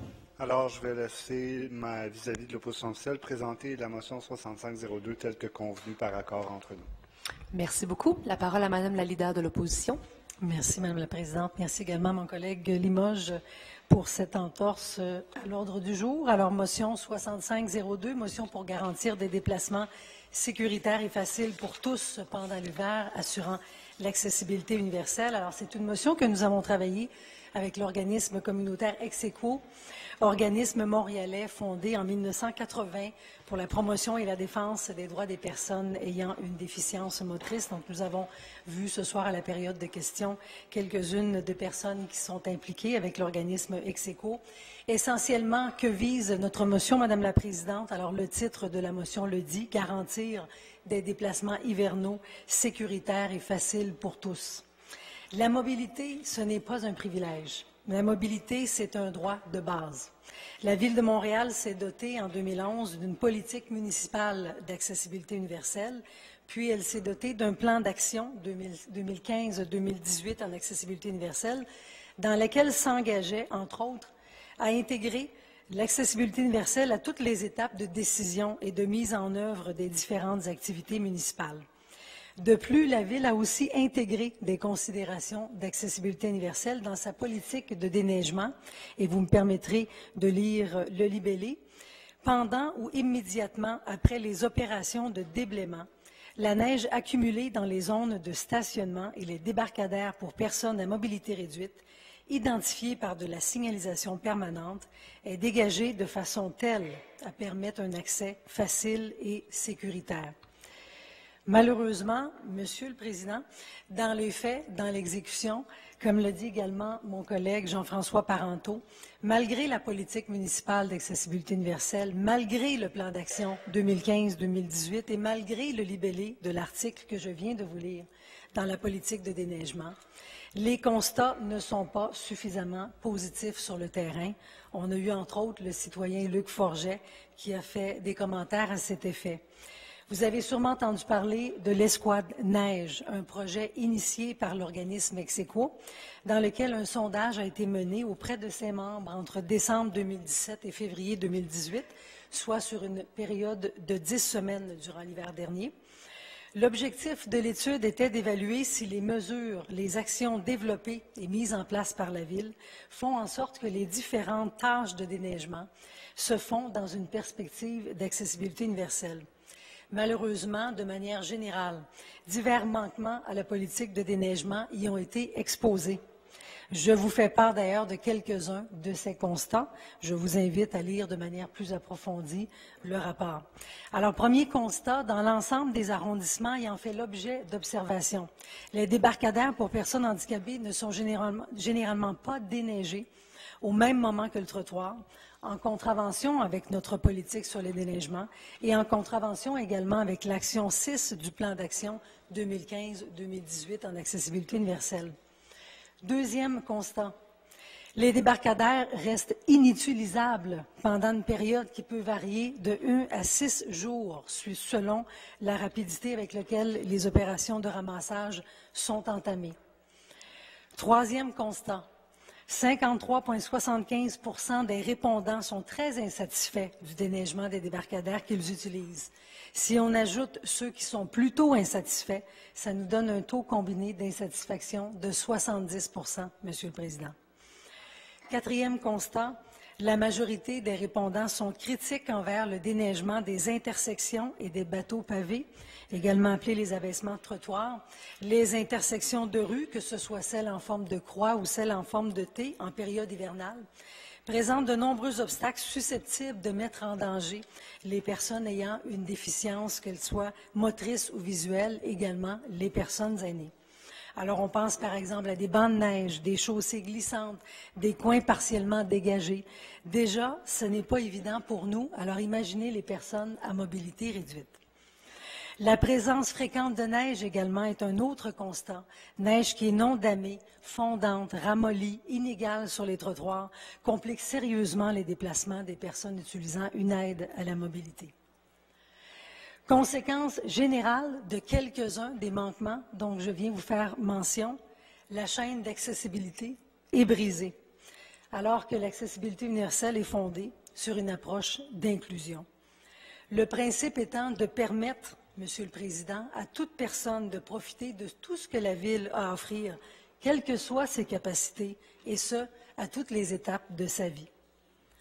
Or, lorsque les personnes à mobilité réduite ne peuvent sortir de chez elles, lorsqu'elles sont confinées et lorsqu'elles sont isolées, c'est un frein justement à l'inclusion.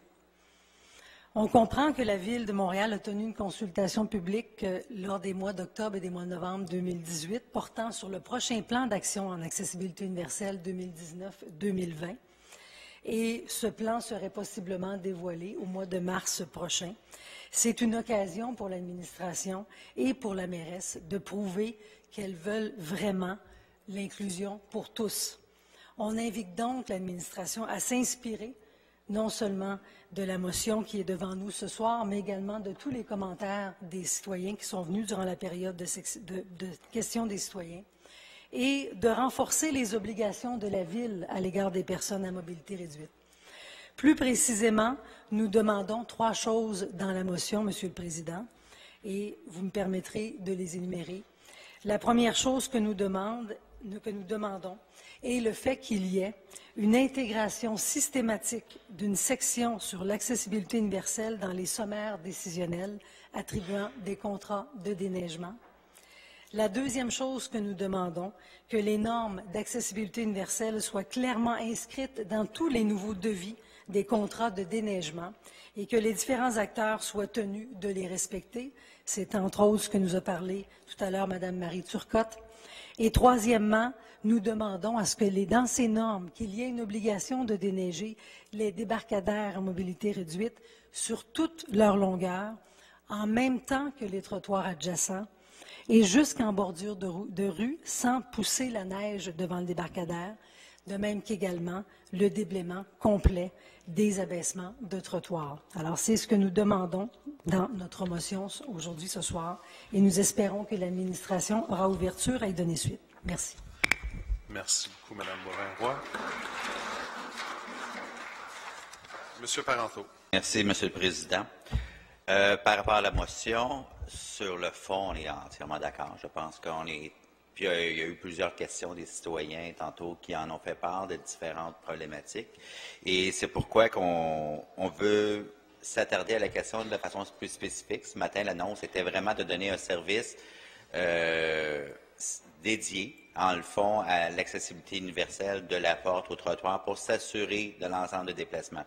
Maintenant, ce que réitère la motion plus précisément, c'est d'assurer dans l'exécution des contrats, parce qu'on est tous d'accord que dans la politique depuis 2015, c'est dans l'exécution. Chacun des arrondissements applique cette politique-là depuis 2015 et doit s'assurer du bien fondé, du bien fait de l'exécution des travaux. Alors, il reste que persiste et signe que si on ne fait pas des suivis serrés, dans certains cas, selon les années, selon les contrats, selon beaucoup de choses, il reste que ces gens-là seront toujours dans une situation vulnérable dans la mesure que l'exécution n'est pas faite de façon adéquate dans certains arrondissements. Alors, je prends le temps de l'expliquer parce que le nerf de la guerre se situe là, en fait. C'est pas parce qu'on n'a pas fait d'efforts les années antérieures ou que les gens étaient moins sensibles ou plus sensibles. C'est dans l'exécution, puis de ce soir, qu'on fasse une motion ou qu'on ne fasse pas de motion, c'est sur le terrain que ça se passe, puis c'est là que les gens ont besoin d'avoir accès en tout temps à leur accessibilité. Alors, moi, ce que je propose par rapport à votre motion, on a validé certaines choses aussi avec la direction générale, avec les services de la Ville, pour assurer d'avoir, et j'ai quelques petits amendements à vous proposer. Dans les attendus, l'accessibilité universelle est une très grande priorité. Oui, excusez, j'ai les copies ici. Merci. Entendu que l'accessibilité universelle est une très grande priorité en déneigement, tout comme les hôpitaux, les accès aux transports collectifs, les écoles et les grandes artères. Alors, on réitère, dans le fond, essentiellement, qu'est-ce qui est dans la politique actuelle. Un peu plus loin, dans l'entendu sur la politique de déneigement de la Ville de Montréal, adoptée en 2015, prévoit l'atteinte des normes minimales de service en matière d'accessibilité universelle et que les arrondissements ont la flexibilité d'offrir un service additionnel. Dans la politique, stipule que les rayons de trottoir doivent être dégagés lors des opérations de déblaiement, pendant et immédiatement après les opérations de déblaiement. La neige accumulée dans les zones de stationnement et les débarcadères pour les personnes à mobilité réduite, identifiée par de l'assignation permanente, est dégagée de façon telle à permettre un accès facile et sécuritaire. Et aussi, il y a d'autres modifications dans l'autre attendu au niveau du respect de la politique. Attendu que le respect de la politique de déneigement fait partie des obligations contractuelles des entrepreneurs en déneigement et qu'en addition des normes contractuelles spécifiques à l'accessibilité universelle en ce qui a trait au déblaiement des trottoirs et des barcadères, à l'épandage des trottoirs ainsi qu'au dégagement complet des rayons, les intersections sont intégrées au devis avec les résultats attendus. Entendu que le plan d'action en accessibilité universelle 2019-2020 prévoit une révision et une bonification des normes de services en accessibilité universelle à intégrer à la nouvelle politique de déneigement à venir en 2019. Entendu que certains arrondissements, comme le Plateau Mont-Royal, la Ville-Mairie, ont conclu des ententes avec des organismes pour offrir aux personnes à mobilité réduite un service bonifié et sur mesure, service apprécié qui pourrait facilement être étendu à l'ensemble des arrondissements. Et il est proposé, là, il y a un petit changement, que la politique de déneigement à venir en 2019 prévoit un rehaussement du niveau de service dans les normes d'accessibilité universelle afin d'assurer en tout temps la sécurité des déplacements pour les personnes à mobilité réduite en période hivernale, autant que sur le domaine public que privé. Ensuite, que dans les proposés, que le conseil municipal demande au comité exécutif, c'est amendé, c'est enlevé en fait, que le conseil municipal demande au comité exécutif de mandater la direction générale C. Biffé, mais on rajoute que le conseil municipal demande au comité exécutif de mandater la direction générale de s'assurer que les normes d'accessibilité universelle continuent d'être clairement inscrites dans les nouveaux devis des contrats de déneigement, parce que c'est déjà inscrit, qu'une attention particulière soit portée à l'application par les équipes internes et externes du déneigement de ces normes figurant au contrat actuel à venir, notamment l'obligation de déneiger les débarcadères pour personnes à mobilité réduite pour toute la longueur et même le temps du trottoir adjacent jusqu'à la bordure de rue, sans pousser la neige dans les débarcadères. Le restant, c'est comme vous aviez dit. Alors, vous voulez prendre quelques minutes pour regarder ça? Monsieur Parenteau, je vous demande juste qui vous appuie sur l'amendement, s'il vous plaît. L'amendement, c'était M. Limoges qui m'appuyait. Merci beaucoup. Est-ce que Mme Bovin-Roy? Nous allons demander une suspension de 5 minutes, s'il vous plaît, pour en prendre connaissance. Nous venons de la recevoir à l'instant même. Parfait, donc on va suspendre les travaux pour 2 minutes. Merci. 5 minutes. 5 minutes, je m'excuse. S'il vous plaît. Merci beaucoup.